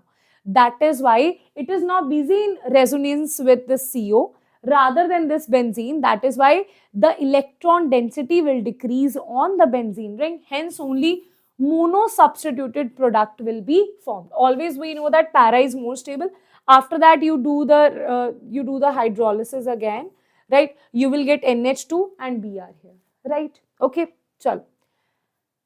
Now, there is one more question like that can be asked to you. Very, very important. This is asked in JEE Advanced. So, this can easily be asked in JEE Mains as well. Because in Advanced, so they asked you a very good level of question regarding this. But I feel in Mains, they can ask you a good simple question based on this. Right? Okay, chalo. Right? Ma'am, in CS2, which one is the major? Always and always, beta, para will be the major product. Okay? Para will be the major product always. Unless and until you have any hydrogen bonding there, then only ortho will be the major product, right? Now, if you talk about the nitration, Now in nitration, they are saying that aniline was supposed to be ortho-para directing, because aniline is giving the electrons to the benzene ring. It is having plus some effect. It should give the electron. It should be ortho-para directing. But weirdly, we are getting meta product also. And that not only 1-2%, you are getting 47% meta product. That means something weird has happened here. And what is that weird thing? Basically, nitration happens in concentrated HNO3 and concentrated H2SO4. So these two are very strong acids. So what will happen? Aniline is a base. These are acids. That is why base being a base, it will accept the proton and it will become NH3 positive. It will become NH3. That is anilinium ion. Anilinium ion. Anilinium ion. This anilinium ion is basically meta-directing. Meta-directing. This anilinium ion is meta-directing. That is why 47% meta product was also formed here. Not NO2. NH3 positive is the meta-directing group here, okay? NH3 positive, beta, NH3. NO2 is nothing here. NO2 is nothing, okay? NO2 is not meta, nothing. I know NO2 is meta-directing, but it has nothing to do with NO2. Then why with phenol it was not giving meta in nitration? Because it has to do with this anilinium ion, okay? Not the NO2 group.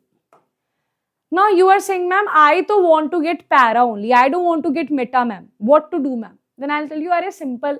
Just do the acetylation the same way you did for bromine. Do the acetylation here. You just replace this hydrogen with COCH3. Ma'am, now why it is not giving meta product? Because now there is no formation of benzene, anilinium ion. The nitrogen on the aniline that were accepting the proton and becoming anilinium ion, now they are busy. Now they are like, I am so too much busy with this carbonyl, hai na? With this carbonyl, they are fully busy. They are like, okay, I don't give, like, I don't care about this world, right? So I am to okay here. I am to fully okay. I am giving electron to this carbonyl. I have to do nothing with this benzene. I don't want to accept any proton. Chill. Right? So that is why no anilinium ion formation is there, and that is the reason you will have para product after adding water. You will get para product of anilinium. Anilinium, I am saying para nitroaniline you will get. Right? Okay, beta, understood? Yes, everybody. Now the last question that is also very important, right? I showed you so many reactions of diazonium chloride, but this is also a very important reaction. That is not any naming reaction, but this is very important. Getterman, Sandmeyer's, all are important, right? All are important, right? How this reacts with Ki. With Ki, it will form iodide. With K, this also is not a naming reaction, but this is important. With Ki, it will form iodobenzene, right? With HBF4, only it will form fluorobenzene, that is Balz-Schiemann reaction. But if you have HBF4 with NaNO2 with copper couple, then it will form nitrobenzene. Similarly, it is going to form benzene here. How? If you add H3PO2 and heat it, or if you give ethanol and heat it, or if you give formic acid and heat it, it is going to give you benzene. This is a very important reaction. Okay, this is a very important reaction, guys. Okay, understood? One more thing. If you warm it and add water, it will give you phenol. So these are not naming reaction of diazonium, but these are important reactions of diazonium chloride. Okay? Yes. Tell important naming reaction. Rapid, beta. Have you not watched my naming reactions day 3? I have covered everything there. Okay, I have covered all the naming reactions, distinguished tests there. So you can watch that. Okay, Jay? Chalo. Now, we are left with the questions, okay? We are left to say, I have picked out so many questions for you. So many interesting questions for you. Like, dilute KMNO4 cold with this. So, you will learn also 2-3 more reagents we will talk about. Very interesting. Right? Okay? Chalo. Ha. Now, after the break, I'll see you. How much time you need in the break? How much time is sufficient for the break? Because after that, we are going to do a lot of questions, right? And you never know which question will be exactly repeated in your exam. Right? Okay, ji? Chalo. Now, beta, tell me in the comment section. Ma'am, for fluorobenzene reagent is what, ma'am? Beta, if you have only add HBF4, na, that is Balz-Schiemann reaction. If you only add HBF4, you will get fluorobenzene. But if you add HBF4 with NaNO2 and copper couple, then you will get nitrobenzene. Okay? Chalo. 2 days. I'll give you 2 months. Okay? Huh. You go a break on 2 months. You go a break for 2 years. All the best. Chalo.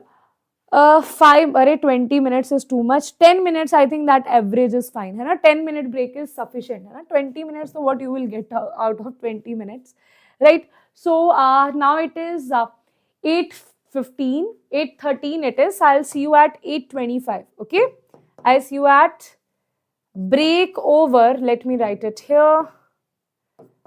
Acha, before break over, let me show you something. I think Shreya sir must have told you about the offer.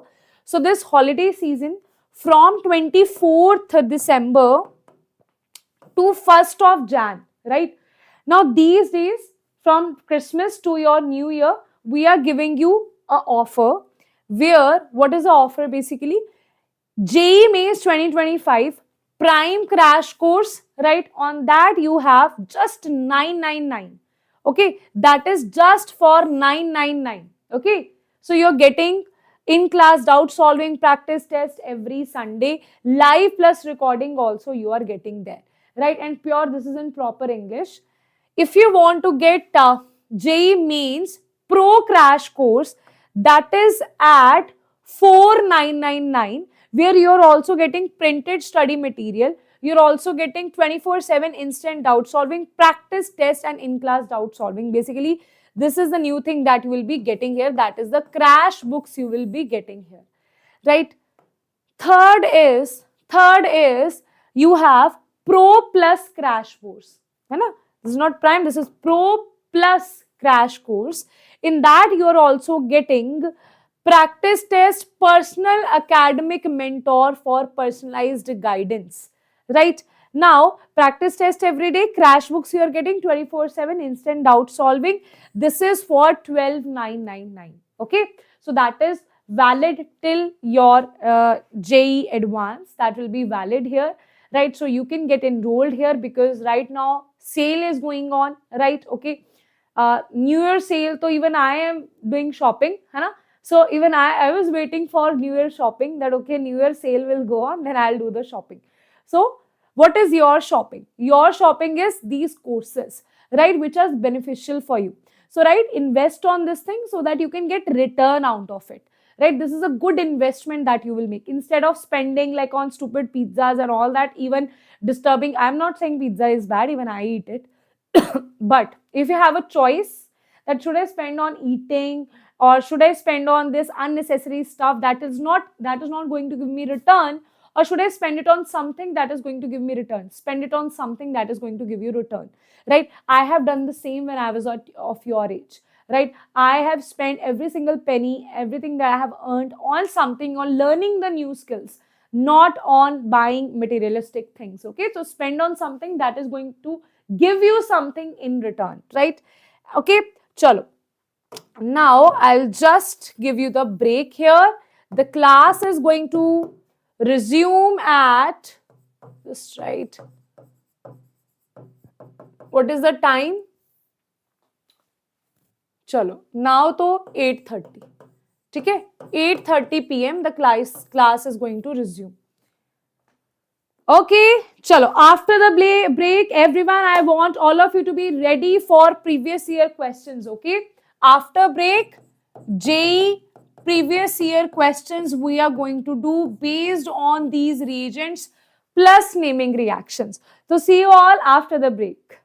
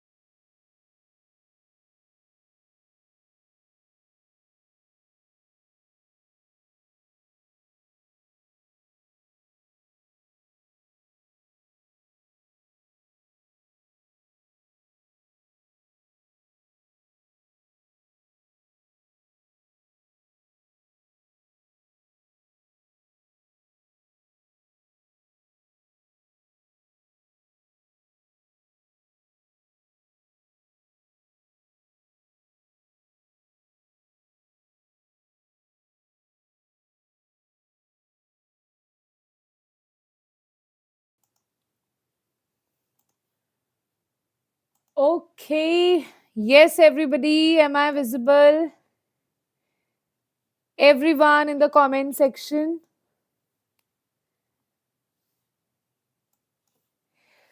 Okay. Am I visible? Am I audible to everyone? If yes, then let me know in the comment section if I am visible and audible to all of you. Then let me know in the comment section. Yes, very good. Ma'am. No, ma'am. Yes, ma'am. Okay. Chalo. Now let us start this session, restart it and do our previous year questions of JEE mains.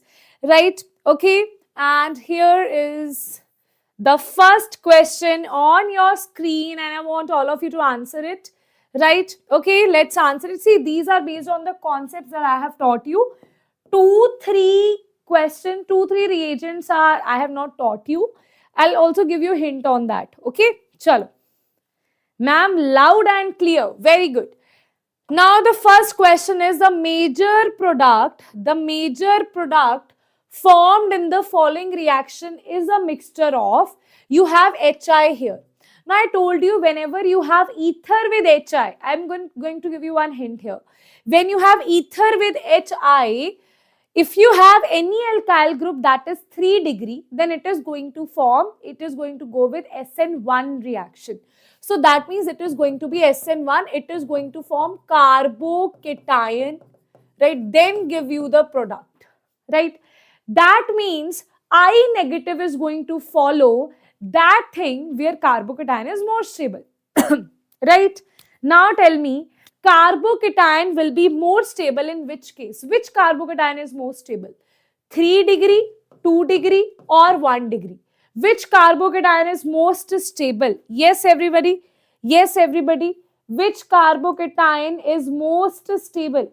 Yes, very good. The carbocation that is most stable. Very good.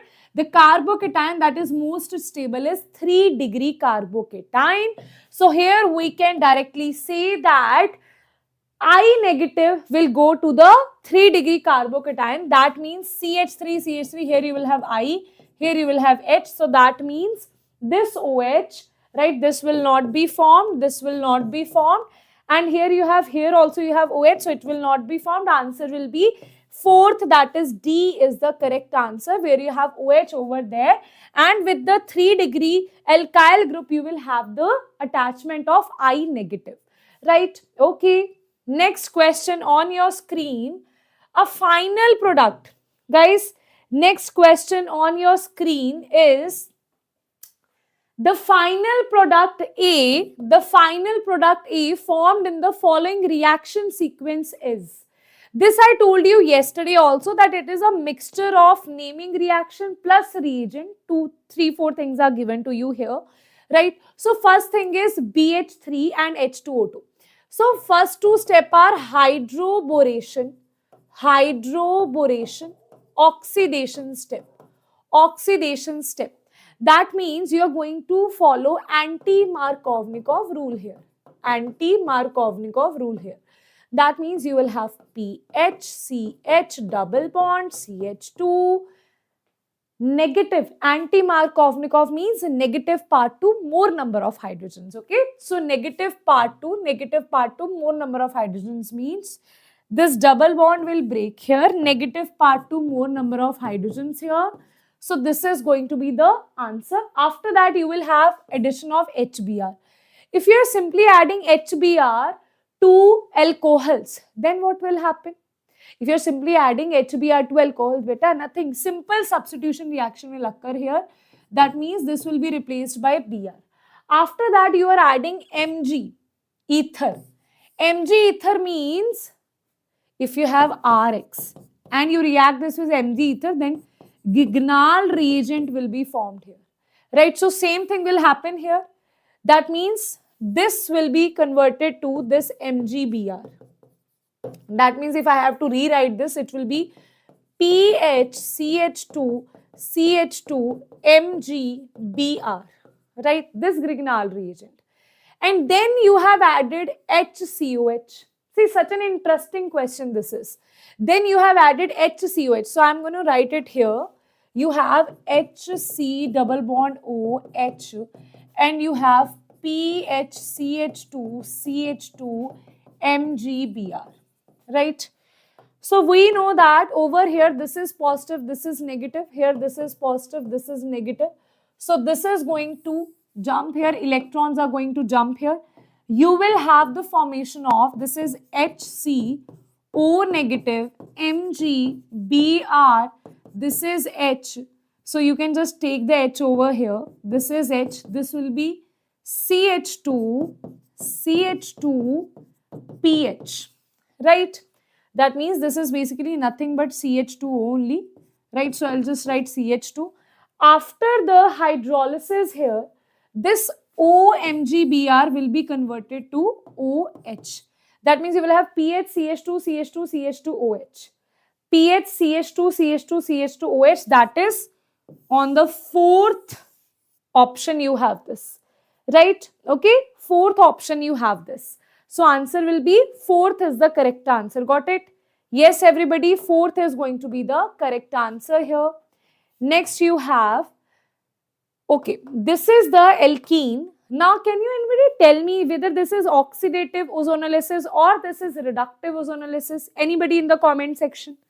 You have ZnH2O. Is this oxidative or is this reductive ozonolysis? Let us see that in the comment section. How many of you know this? How many of you know this? I was right. Very good, Prasad. Very good, very good.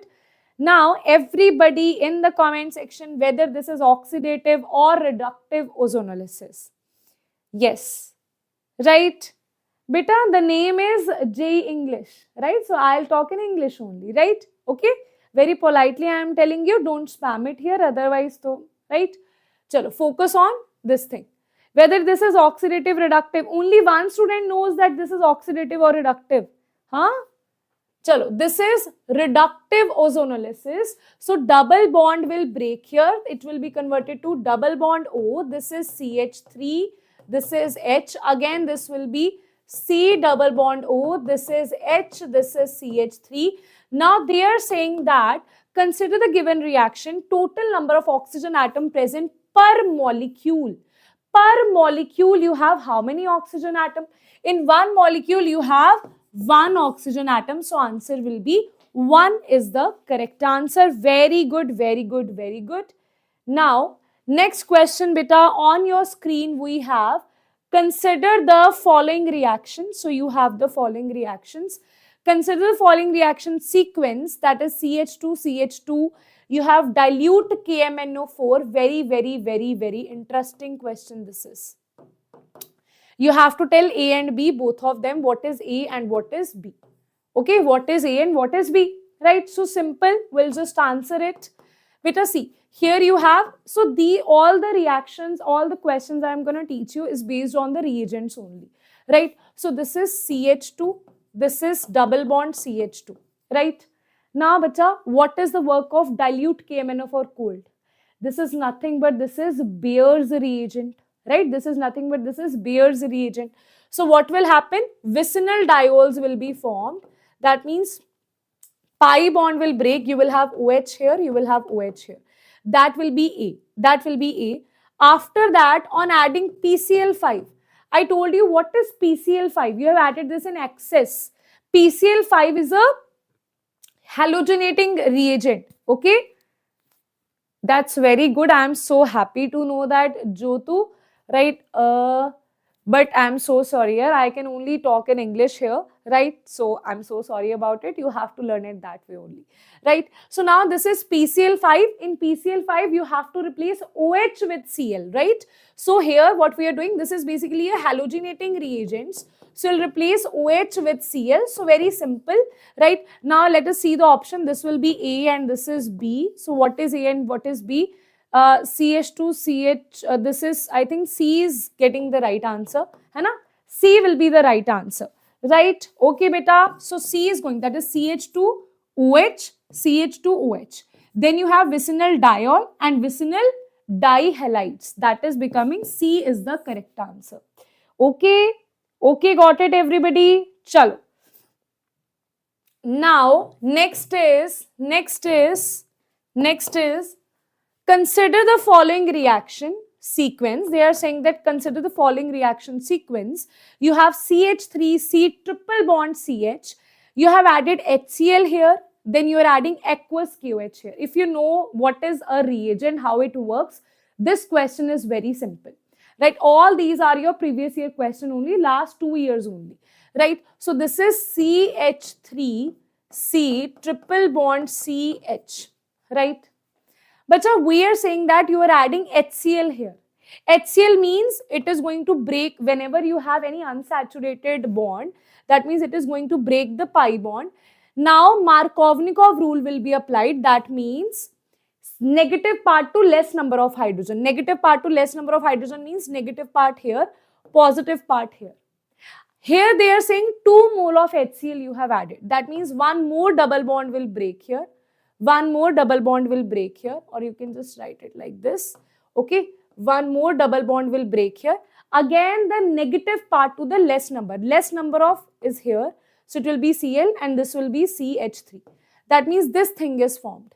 That means this is your A. This is A. This is A. Right? After this, they are saying that what is B? Now, beta, just first to eliminate the option CH3, Cl2, CH3. That is not present here. That is not present here. Either B or C can be the answers. Right?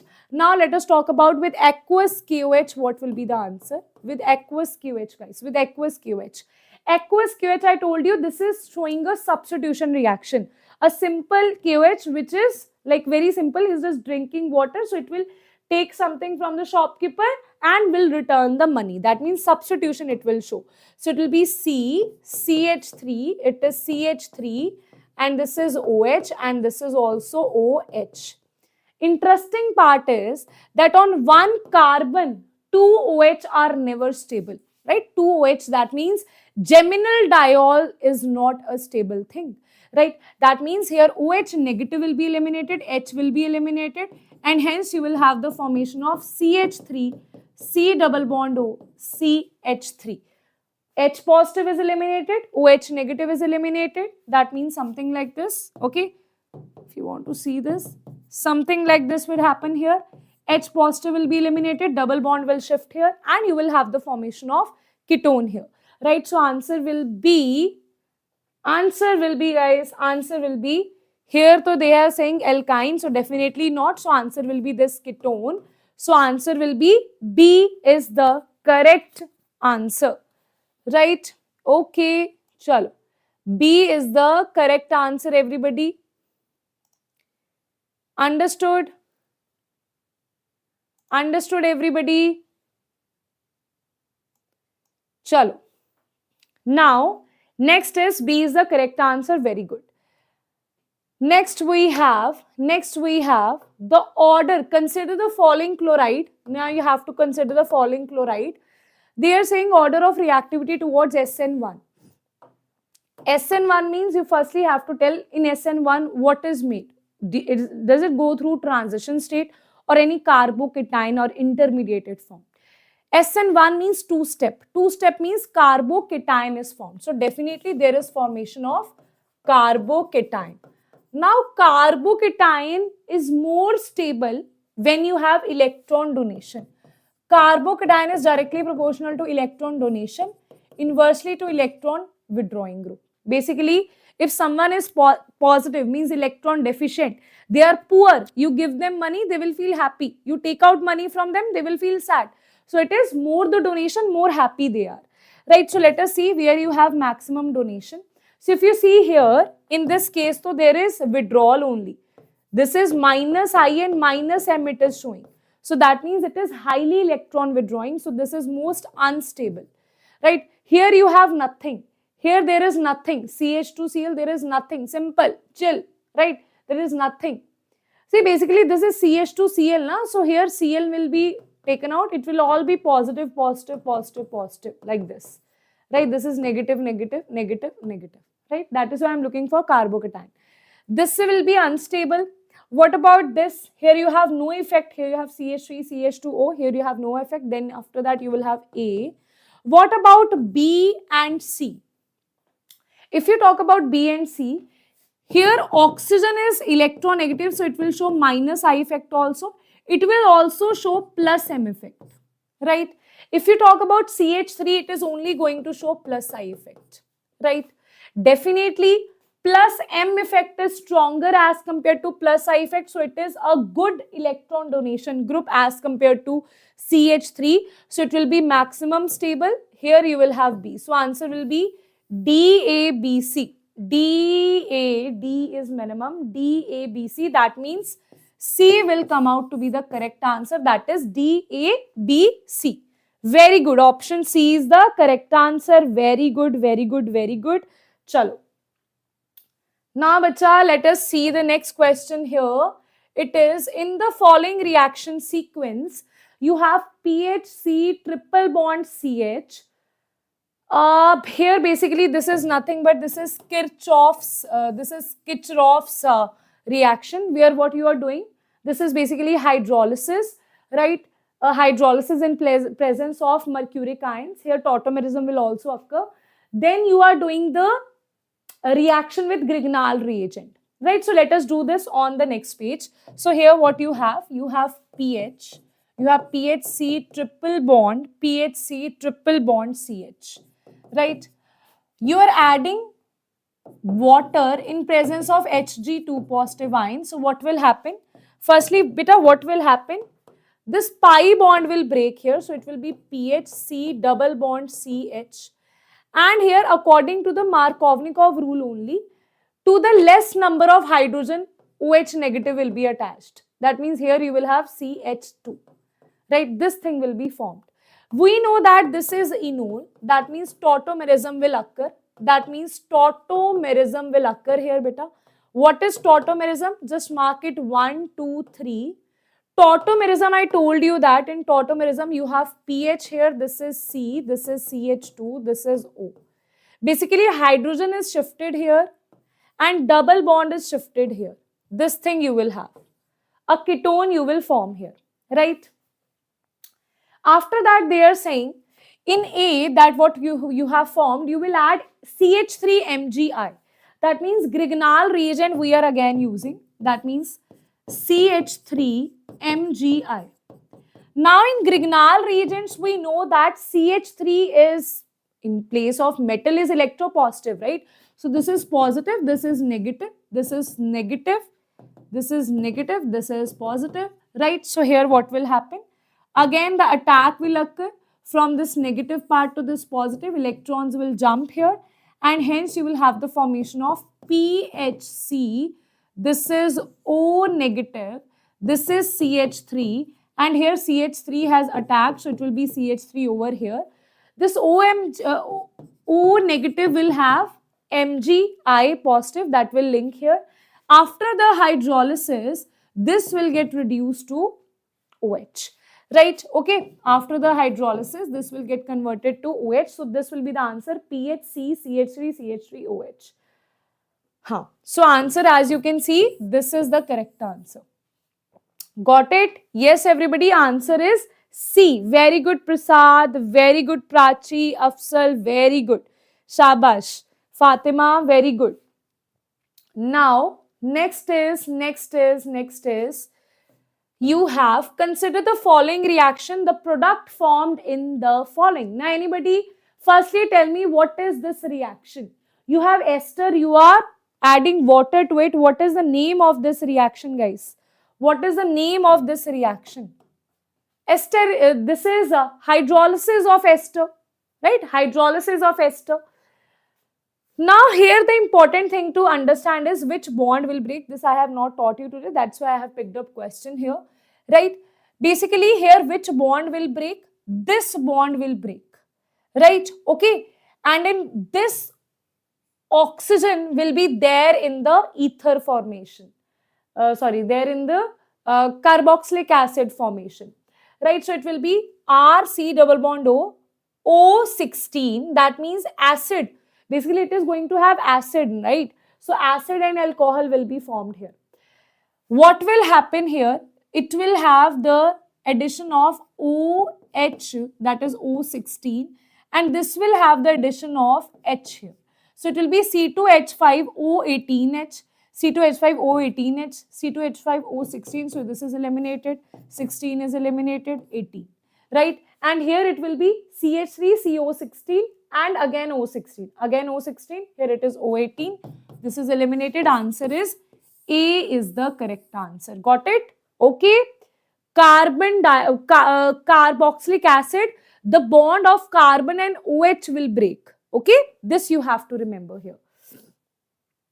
Next is, consider the following sequence, the product B in the following. Yes guys, the product B in the following. So this is also firstly Grignard reagent, then hydrolysis, then you have POCl3 and pyridine. Now most of the students forget about this POCl3. Let me see how many of you remember this. What is this reagent? What is the work of this reagent?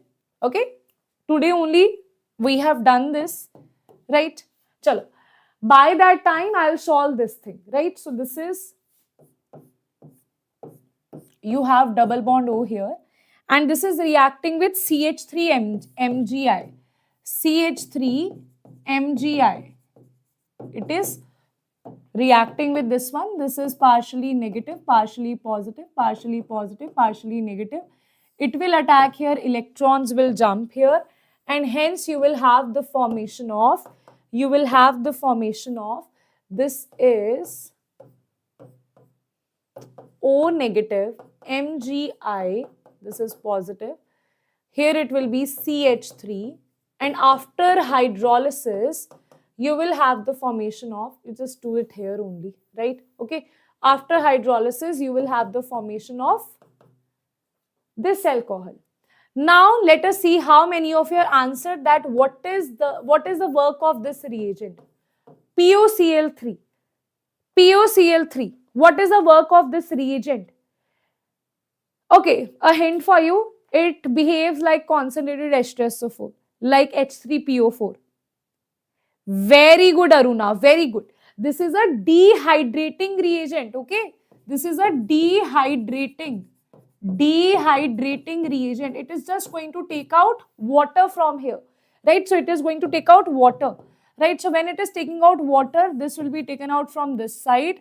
And see, two things can form because this is also beta, this is also beta, this is also beta. Two things can be formed. So let me just write it here. Two things can be formed. One is that beta you have used is this beta. Then what will happen? O negative you have taken out, H positive you will take out from this side, and double bond will be present here. That means this kind of product will be formed, or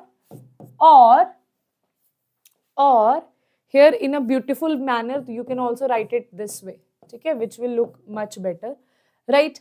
Acha. One more compound can be formed is this one. I'll just mention this by white pen. Right? So this is when beta elimination is happening from this particular hydrogen. Right? Or this particular hydrogen. Then the answer will be either this or this. That is the same thing, yeah. This is the same thing. If that beta is eliminating hydrogen, these are the same thing only. Okay? These two are same only. Now, which is more stable? Which is more stable? I told you which is more, which has more alkyl groups. Which has more alkyl groups? Which has more alkyl groups? Hanji. Which has more alkyl groups? Right?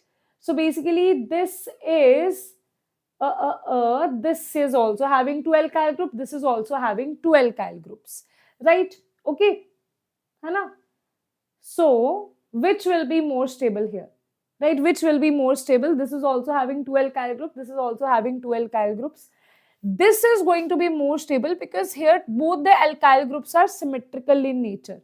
Right? As compared to this one. So, answer will be, this thing will be more stable. Right? Okay. So, answer will be this one. Okay. That is going to be the answer. Have I not written CH3? Haan, it should be CH3 over here. Right? Okay. CH3 should be over here. Right, so answer will be D is the correct answer. Okay, understood? Chalo, very good, very good. Next question on your screen we have propene.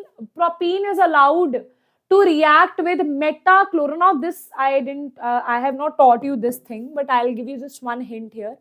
Metaperoxo, this is also called MCPA, MCPBA. This is a very, very important reagent, MCPBA.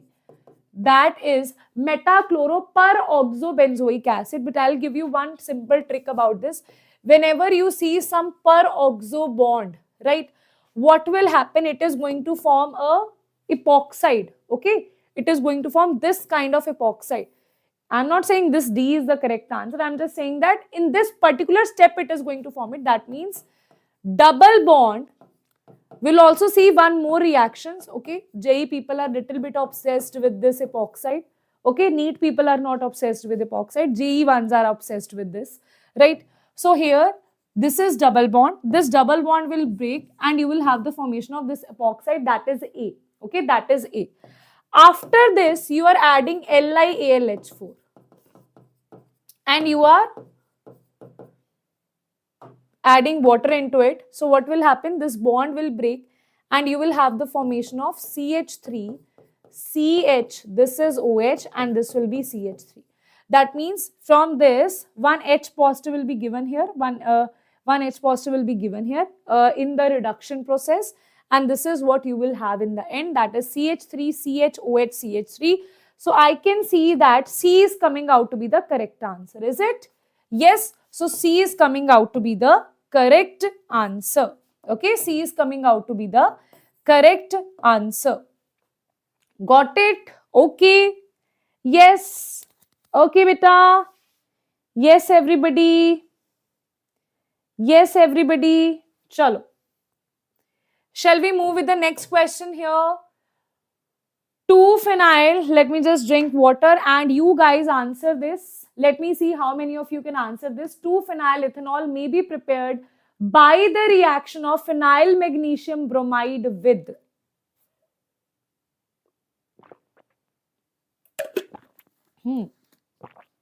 Let me see how many of you can answer this. First of all, you have to go one by one, you have to see. One by one, you have to see this. Right, one by one, you have to see this.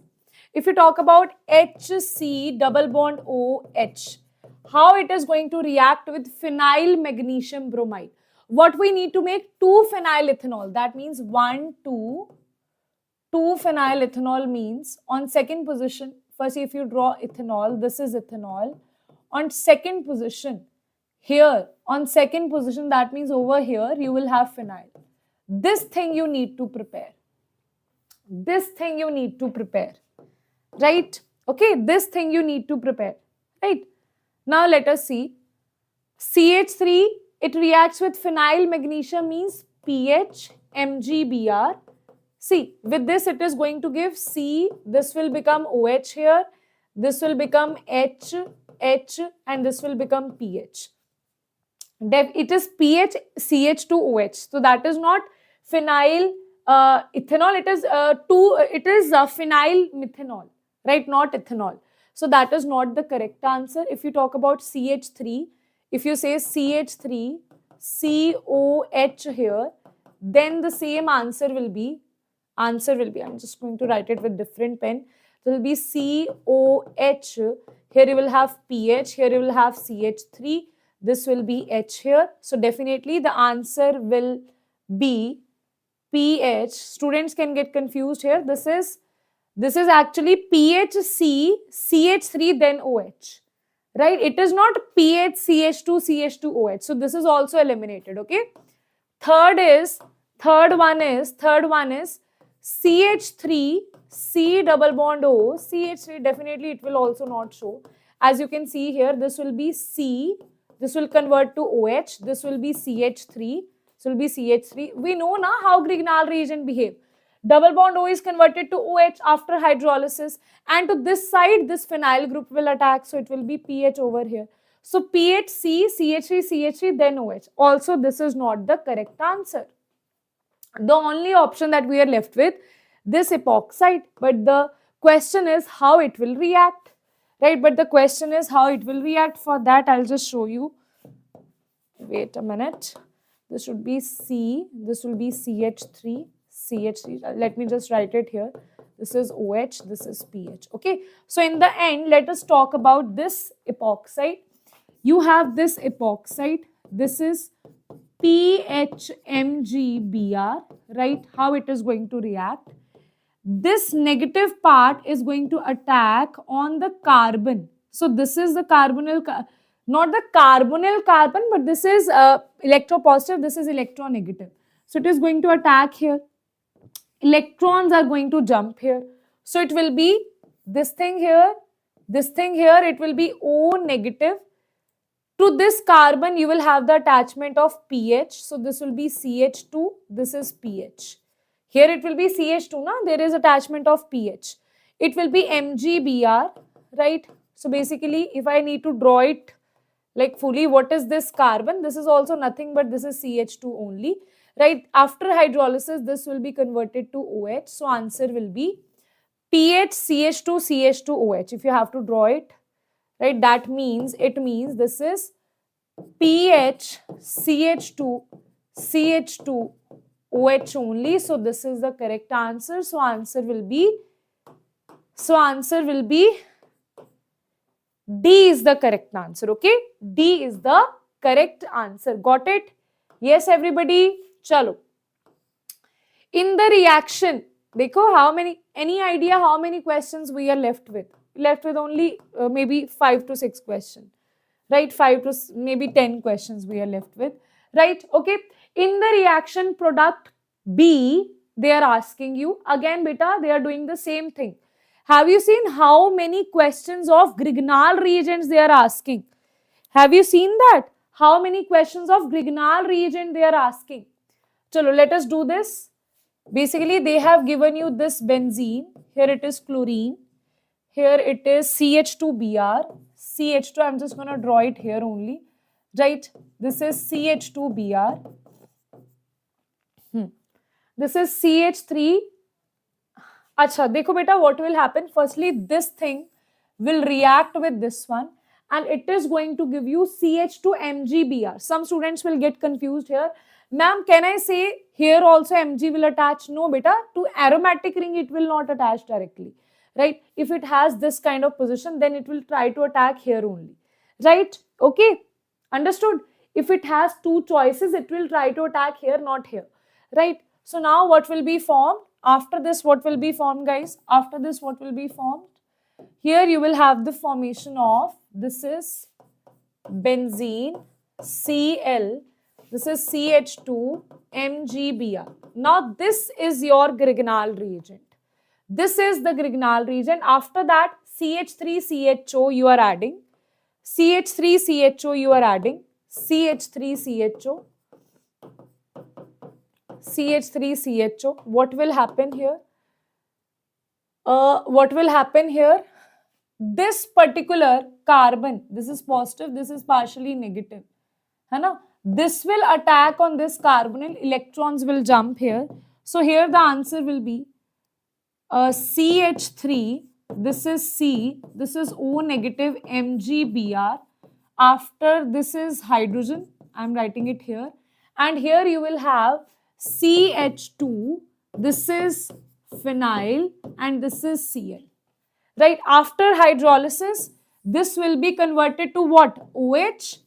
Beta, same thing I am doing again and again, right? So same question is like in different forms they are asking you, right? So this is CH3, CHOH, CH2, CH3, CHOH, CHOH, this, and as you can see, B is the correct answer. CH3, CHOH, CH2, then you have your ring phenyl and then you have chlorine. Right, so B is the very good Sidhu, Prachi, Shahid, very good, Harish, very good. Chalo, shabash.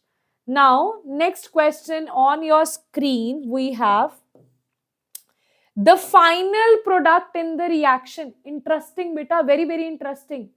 The final product of this reaction. The final product 4 in the sequence, that means they are talking about this final product here. Acha beta, in the first step, what will happen? You will have PBr2. PBr2 is a halogenating reagent. It will just substitute OH, right? Ma'am, which is the best option? Arey yaar, firstly, best option is to firstly crack JEE, right? Now, firstly replace this, I'm just gonna write it here, CH3, this is CH, this is OH, this is CH3. First thing, you are adding Br2 here or Br3, it is going to replace this with Br, right? After that, what you're going to do, MgBr ether, Mg ether means after that you are going to form Grignard reagent here, right? Till here, so we have done. After this epoxide you have, that is CH3, CH2, CH2, this is O. Beta, the same we have done before also. This is partially positive, this is partially negative, this is partially negative, partially positive. It is going to attack here, right? And here the electrons are going to jump. So answer will be, shabash beta, answer will be, this is CH2, this is CH2. Here you will have C over here, O over here. So this is MgBr, right, positive. And to this carbon, you will have the attachment of this particular carbon. So it will be CH, right? This is CH3, this is CH3. After hydrolysis, replace this with hydrogen and this is the alcohol that you will form, right? Okay, let's see which is the correct answer. Let's see. CH3, CH, CH3, CH2, CH2OH. CH3, CH, CH3, CH2, CH2OH. I don't know how directly I see the answer, right? So C is the correct answer, right? CH3, CH, CH3, CH2, CH2OH. This is the ether. No, right? Okay. So C will become the correct answer, right? Okay, chal.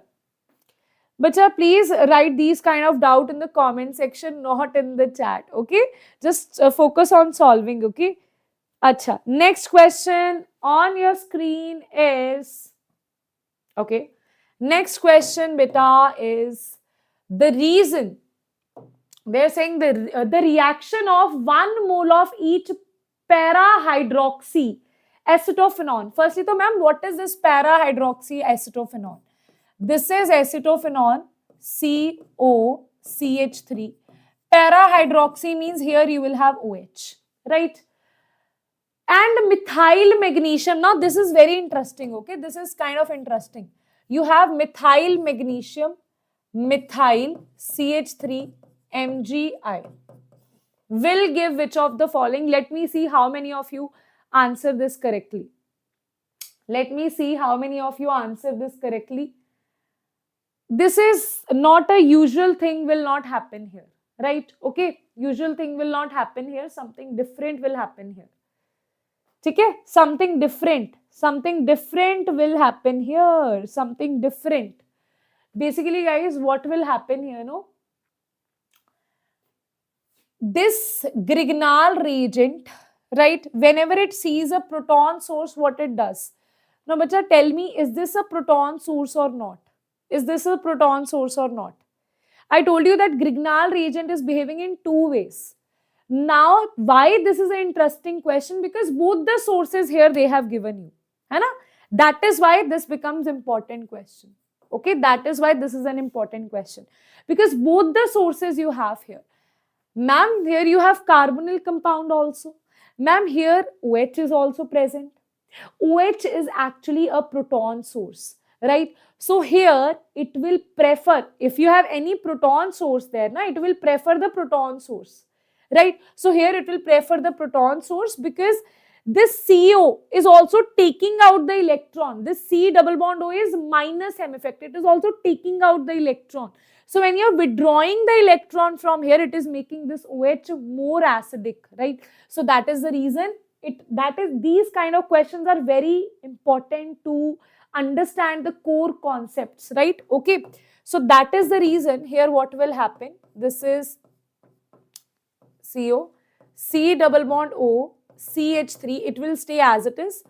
To this O, Grignard reagent will take the proton and it will become CH3, H, that means CH4 will be formed here. CH4 will be formed here. And here, this is negative, this is positive now. So this positive will be replaced here. This will be MgI. Right, so answer will be CH4, CH4. So answer will be A is the correct answer. Okay? Understood? Understood the concept behind it? Understood the concept behind it? Very, very interesting question this is. It is not a lengthy question, but it is very interesting. It is different from the other questions, okay? What we were doing. Different question it is. Okay, any doubt here, guys? Any doubt? Any doubt? Any doubt? Any doubt here, everybody? Chalo. Next is the product obtained in the following reaction is. What you are doing here? What we are doing here? We are doing the, ma'am, we are heating it. है ना? When you are heating it, what will happen? See, whenever you are heating something, ऐसे like we will heat it. Evaporation happens, na? Vaporization happens. That means dehydration will happen here. That is why we have this sensitive OH group. It will be eliminated.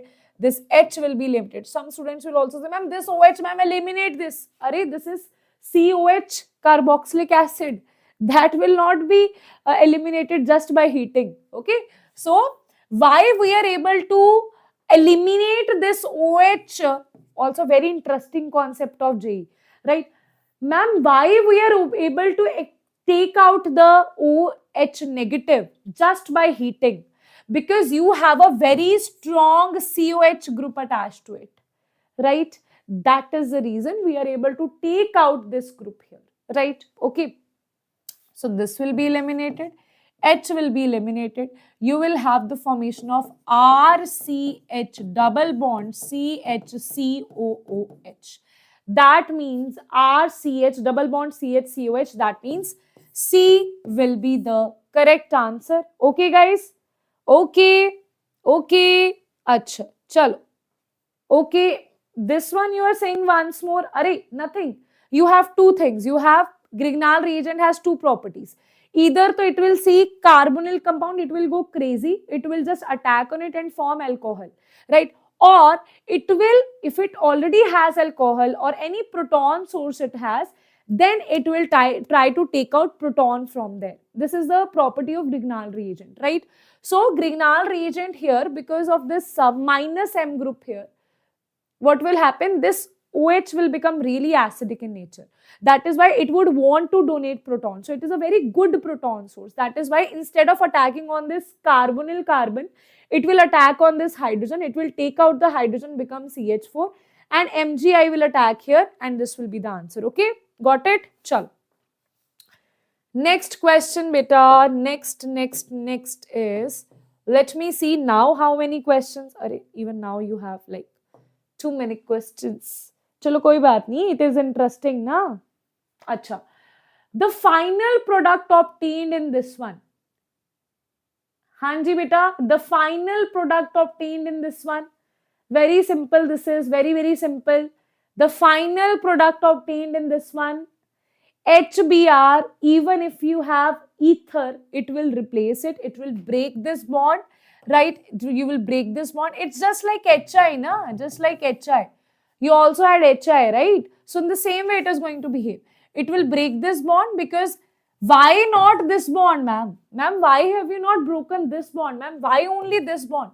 Because this bond has partial double bond character. So I can't break that bond, right? So there is a reason to everything here, right? So I can't break this bond. Instead, I will break this bond. Here H will be attached. Here I will be attached. So I'll have the formation of CH3I and CH3 phenyl plus OH. That means 4-methylphenol will be formed. So that is A is the correct answer. That thing will be formed. Plus you will have the formation of CH3Br. I'm saying I means Br only, beta. I have the habit of drawing I na, so that's why. Okay, CH3Br will be formed here. Okay, got it? Any problem, students? Any problem? Any problem? Any problem? So A is the correct answer. Next question. Oh my God. So you see this question, they'll be like, ma'am, I want to skip this question, ma'am. Such a difficult, ma'am. Options, ma'am. Can you see the options, ma'am? Such difficult options. Ma'am, please, I don't want to skip this. है ना? But will you skip this? No. Why? Because we have the knowledge of reagents. Now, very important thing I'll tell you here. This reagent I have not taught you. I told you, na, 2-3 reagents I'll teach you in the questions only. Only then you will be able to understand. Right? Okay? Chalo. Let us see this. Very good, paracrysol. Very good, Karthik. Very good. Acha, tell me, what is this reagent? Dilute KMNO4 and cold. Shabash, everybody. What is this reagent? Dilute KMNO4 and cold. What is this reagent called, ma'am? Dilute KMNO4 and cold, ma'am. I have seen this reagent somewhere. Ma'am, it was what? Huh? I know you have seen this somewhere, but the question is, very good, Karthik. It is Bayer's reagent, test for unsaturations. So Bayer's reagent, you will break the double bond, you will attach OH and OH. है ना? Vicinal diols are formed here. So basically what I'll do here, this is going to be something like this. Okay? No, you will say, ma'am, this is not stable, ma'am, repulsion will happen. That is why they will not exist as a planar structure, right? After that, you have CH3COO4, right? Okay, what is this? This is a good oxidizing agent. It will further oxidize OH to double bond O, right? So it is an oxidizing agent only. It will oxidize OH to double bond O. That means here you will have the formation of, this is, I'm just drawing simple structure here, double bond O, right? But ma'am, I too can't see any structure like this, ma'am. That means you are doing it wrong. Acha, just let me tell you one thing here. This is double bond O, right? Basically, because of this repulsions, it will not be a planar structure, okay? So it will shift into this kind of structure, right? So here you can calculate 1, 2, 3, 4, 5, 6, 7, 8, 9, 10. 1, 2, 3, 4, 5, 6, 7, 8, 9, 10. Right? Ma'am, 1, 2, 3, 4, 5, 6, 7, 8, 9. Right? Acha, 9 only. 1, 2, 3, 4, 5, 6, 7, 8, 9. Here let us see. It will be, okay, if I am drawing a 4, I have given here. So it will be 3, it will be 2, it will be 1. 1, 2, 3, 4, 5, 6, 7, 8, 9, 10. Wait a minute. Have we not given anything? 1, 2, 3, 4, 5. Acha. Oof. Silly things. If I have given this 4 now, here I'll give 3, 2, 1. 5 is this one. 5, 6, 7, 8, 9, and this is 10. Okay. So here, can I see 4th double bond, 4th double bond, 9th double bond, 9th double bond? That means this is the same structure. So answer will be C. Okay. Answer will be C is the correct answer. Got it or not? Unsaturated to hydroxyl. Very good. Then hydroxyl to double bond O. If ozonolysis, if directly they tell ozonolysis, if directly they say after O3, adding O3, same thing, adding O3, Zn, same thing will happen. Okay, same thing will happen. Okay, got it, everybody? Shall we move with the next question here? Right, chalo ji. Next question is, in the reaction you have, or do you need any break? Ma'am, why break, ma'am? Are you finding it interesting or not? 5, 6 more questions we are left with. Okay? This will really help you in your exam. Very helpful. Now, with this previous year question, yes, beta, all of these are your previous year question only. Right? Okay, chalo. Now, in the reaction, the product B, they are saying that in the reaction, the product B, okay, have we done this before? Arey, we have done this now. We have done this reaction before also. it will form MgBr, है ना? Then what will happen? This तो we have done. Then what will happen? We have done this before also. Everybody in the comment section. We have done this before also, right? Okay? Yes, it is. We have done this before. Just now, 5-6 question back. Repeated question. This was the correct answer. It was MgBr. This is negative. It will attack here. It will be CH3, CH2, CH3, CHOH, CH2, and this. So answer will be B is the correct answer. Okay? Yes, we have done this, ma'am. We have done this. Acha. Next is the product formed in the reaction. The product formed in the reaction. This is alcohol and carboxylic acid, right? This is esterification reaction. Esterification reaction. And I told you in esterification reaction, they can give you based on the isotopes, right? So the same thing they have done here. Isotopes. Now you need to tell me which bond will break in ester formation. You have RCOOR. Okay?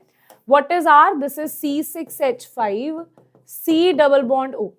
Now the question is, this bond will break or this bond will break? Which bond will break? This CO bond will break always, whether it's hydrolysis of ester or it's formation of ester. This bond will break, and here you will have this bond will break here. So it will be C double bond O, O18H plus CH3OH. Right? So it is C6H5CO, O18CH3, no, OH and Acha, ester na, I'm so sorry. I have made the same thing only. So sorry. So this is O18. This bond will break here. Okay. So it will give you OH, it will give you H. Ester will be formed. So it will be O18CH3 plus it will be water. So answer will be C6H5 C double bond O, O18CH3 and water. So A will be the correct answer. Okay. A will be the correct answer. Okay, ji. Chalo, next question on your screen. Acha, this to I know that all of you will answer this. I know all of you will answer this in seconds. Hai na? Or this is a challenge. I know all of you will answer this. I'll give you a hint here. See what exactly is happening. Ketone is getting reduced. Some reducing agent it is. Ketone is getting reduced. But COOCH2, that means ester is not getting reduced.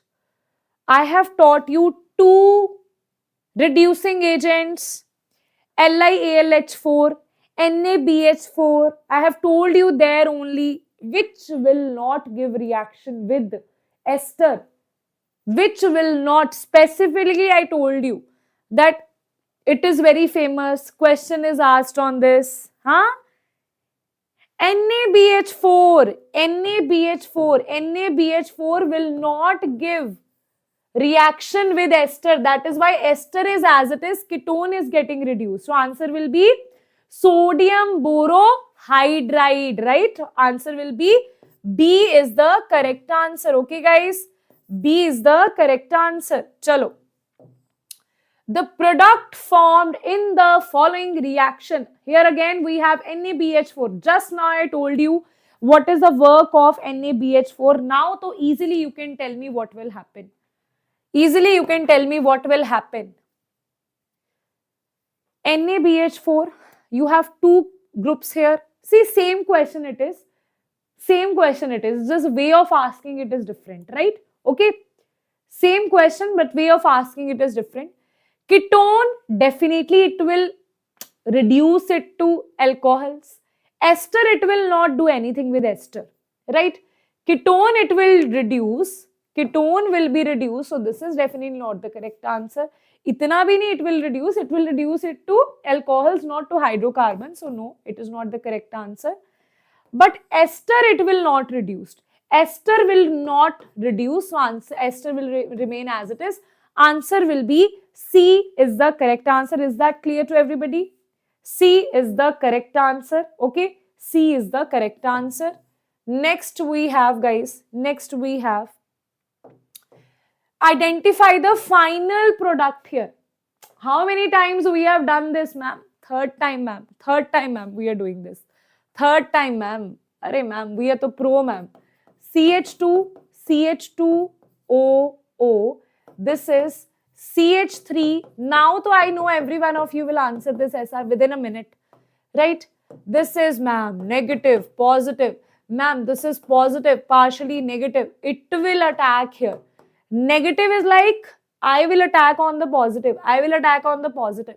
So it will be CH2, CH2. It will be CH2, CH2. That's why this bond will break. Na? That's why this bond will break. Electrons will jump here. It will be O negative. It will be CH2 here. It will be CH3. Here you will have MgBr, and after that it will be hydrolyzed to OH. So answer will be CH3, CH2, CH2OH. That means, which is coming out to be the correct answer? D is the correct answer. CH3, CH2, CH2OH is coming out to be the correct answer here. Chalo ji, next question. Next question, beta. Everyone. Chalo. Let us do, consider the following sequence. Okay, consider it. Let's consider it. C2H5, C triple bond CH, CH3 MgBr. Now, this is what I was telling you about terminal alkenes. Okay, about terminal. So, let us solve this question. This is a new question, okay? New. So, this is terminal alkyne. Now, beta, tell me with terminal alkyne how Grignard reagent will behave. Grignard reagent has two properties. First properties is whenever it will see any proton source, it will give, I want to take out your proton. Now tell me, alkyne, terminal alkyne is definitely a very good proton source, right? So it is going to say that Grignard reagent will say, I will take out your proton here, right? So this is the terminal alkyne. It is, this hydrogen is very acidic in nature. So what will happen? This will be C2H5, C triple bond C.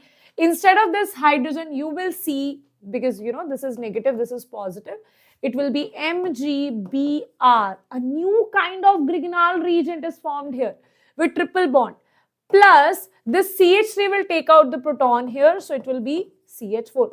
Beta, the same concept that Grignard reagent, whenever it will see any proton source, it will convert itself into a hydrocarbon, right? Okay. After that, very good, you are saying D. Let us see if D is the correct answer or not.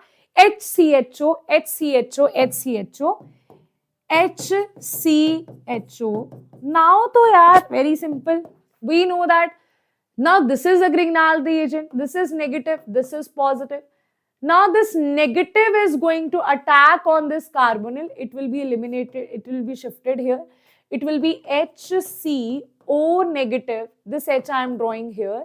Right? Now, this carbon will have the attachment of this carbon, that is C, triple bond C, C2H5. This OH will be converted to, after hydrolysis, to OH. So, this will be the answer. That is, it will be nothing but it will be CH2OH. Right? So, that will be the answer. Let us see that answer. C2H5, C triple bond C, C2H. Okay. C2H5. C2H5, C triple bond, CH2OH. So that means yes, you were right. D is coming out to be the correct answer here. Yes, beta. D is coming out to be the correct answer. Very good, very good, very good. Very good, beta. Very good. Chal. Shabash. Now, next question is, in the transformation, right, they are saying that the end product B is, beta, you have to tell me the end product B. The end product B. Okay, let us see. I think this is, chalo, let us see. I think this is the last question, but I don't know. Let us see that. Okay, PH, CH, double bond, CH2. This is, you have PH, CH, double bond, CH2. ARCO. Now, this is what I was telling you. Whenever you see any, like in MCPBA, right, there was a peroxide linkage. Here also you have a peroxide linkage. You have CO3H. That means this is also going to convert this double bond into peroxide. Okay. So here it will be C double bond O, then O, then O, then you will have H. It will have this peroxide linkage. Because of that, it is going to convert it into epoxide. So it will be PH, CH, CH2, and this is, and guys, this is O and this is epoxide, right? So this was the most important part of this thing. So you can write MCPBA, you can write it down in the notes, MCPBA, and this ARCO3H. It can also be something else written here. That's why I just told you that because of the peroxide linkage, this will happen. In MCPBA also, there was peroxide linkage, that way it was happening, right? Okay. But there are also specific reagent which will cause this, like CO3H, like you have MCPBA, that will cause, that will convert into epoxide, right? Okay. Acha. Now, beta, what you are doing, this is the same reaction, LiAlH4. What is LiAlH4, anybody? LiAlH4. What is this? LiAlH4 is basically reduction. PHCHCH2. Right? Okay. Okay. In presence of dry ether you are doing, right? In not dry ether, in presence of ether you are doing. This is OH. This will be H here. So that will become CH3. It will become CH3. So answer will be PHCHOH CH3. So answer will be B is the correct answer. Okay? Understood? Hello, hello, hello, hello. Now is that clear? ठीक है जी? Okay, got it. Yes, Harish. Yes, what you are saying? Huh. Chalo. Okay then guys, bye-bye. That's it for today. We have completed day 4 with, okay. Huh. I think that was the last question only, na? Huh. Chalo. We have completed day 4, right? Whatever I wanted to teach you, whatever is required, I have taught you that, right? Are you feeling confident now, right? Okay. Yes, Quantum, welcome to the class. Are you feeling confident now? Are you getting that pump that yes, I can do the questions? Do you think that this session is useful for you, right? If you do think that, then I want to see your comments in the comment section. And I'm also going to take day number 5, and trust me on that, day number 5 is like a conclusion, right? Ma'am, what these kind of questions I will not show you. The question will be in the form of a big flow chart over here, right? A to B, B to C, C to D, 1, 2, 3, 4, 5, 6. It will be in one flow chart. I promise you to give you around 30 to 35 reactions. Okay. If you are able to solve those flow charts, trust me on that. I am not talking about JEE means only. I am talking about any competitive exam where you have organic chemistry. You will be able to solve it. I can guarantee you on that, right? If you are able to solve those, it's not like it's very high level flow chart. Same reactions I will do, right? But the way I will ask the reactions, that will be different, right? So that is going to help you to recall each and every reaction, right, in the exam hall. This is how the organic chemistry revision should be done, right? Okay, so that is a perfect way.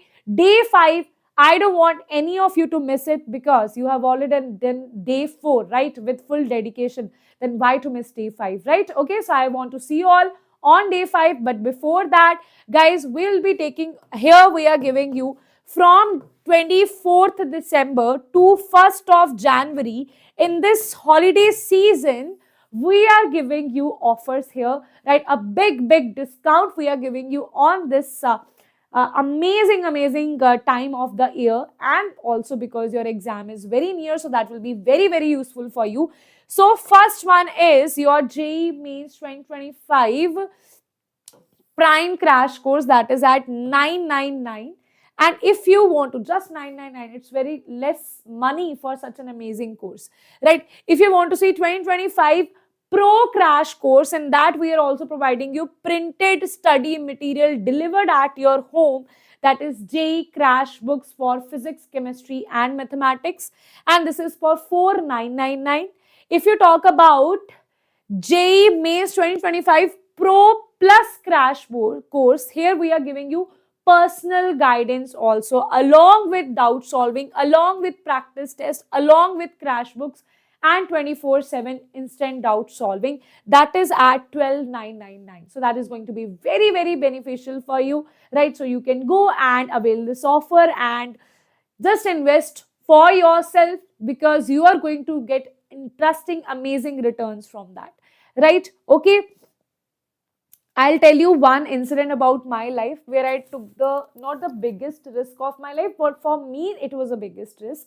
So when I was in my graduation, I have uh, I deposited money to a college, right? And I knew that there was no refund policy in that college, right? Then I got admission in a really amazing college. So I thought that, okay, what to do now, right? So that's why even I was fed up of the previous college. I was literally, it was very, very disturbing environment, right? The teachers were not good. I could see that I have deposited around, I think, 35,000 at that time, right? For you, you may feel that, ma'am, 35,000 is very less amount, right?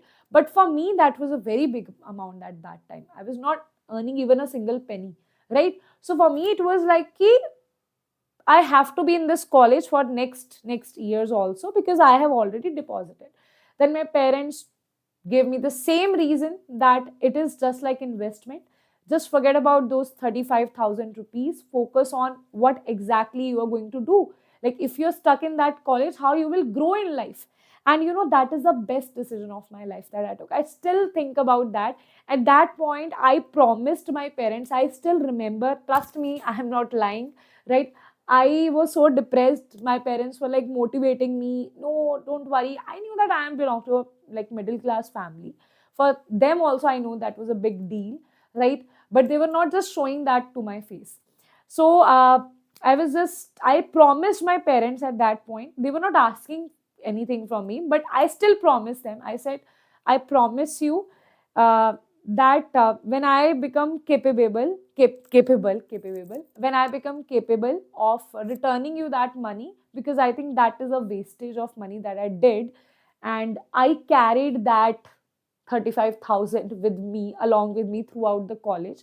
And I always made sure that if I have wasted that money, I have invested further money into something else, then I have to really make something out of it.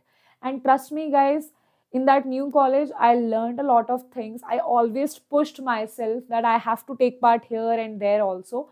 So that is something that I'll remember throughout my life, because that was the point when I got responsible, that I have wasted my parents' money in something. Right now, again, they are ready to pay that thing and they are ready to invest in me, then I have to give them good returns. Right. So, with that motivation only, I worked hard for like 7-8 years. I started taking tuitions also. My source was, my motivation was this thing only, that I have to do something in life, because if they can't even about, like, I don't belong to a very rich family, right? From a very middle class family, right? So if they can, without even giving, like without even thinking, they're just like, okay, for your future we'll give you this, right? If they can do that thing for me, I can also make something out of it, right? So that is why I always tell my students that don't hesitate to invest your money in something good, if you know that you are going to get amazing return out of it, right? Instead of wasting your money, right? So that is my personal experience and guidance to all of you, right? Okay, chalo. Okay then, beta, it was Punjab University, right? It's here only, right? Okay, chalo. Okay, then bye, take care. See you all in the next class, where we are going to do flow charts of organic chemistry. In one chart, you're going to get 35 to 40 reactions, and we'll solve those flow charts on this live session only. And that is going to happen on Thursday at 6 p.m. So see you all in the class. Bye bye. Take care. Bye bye.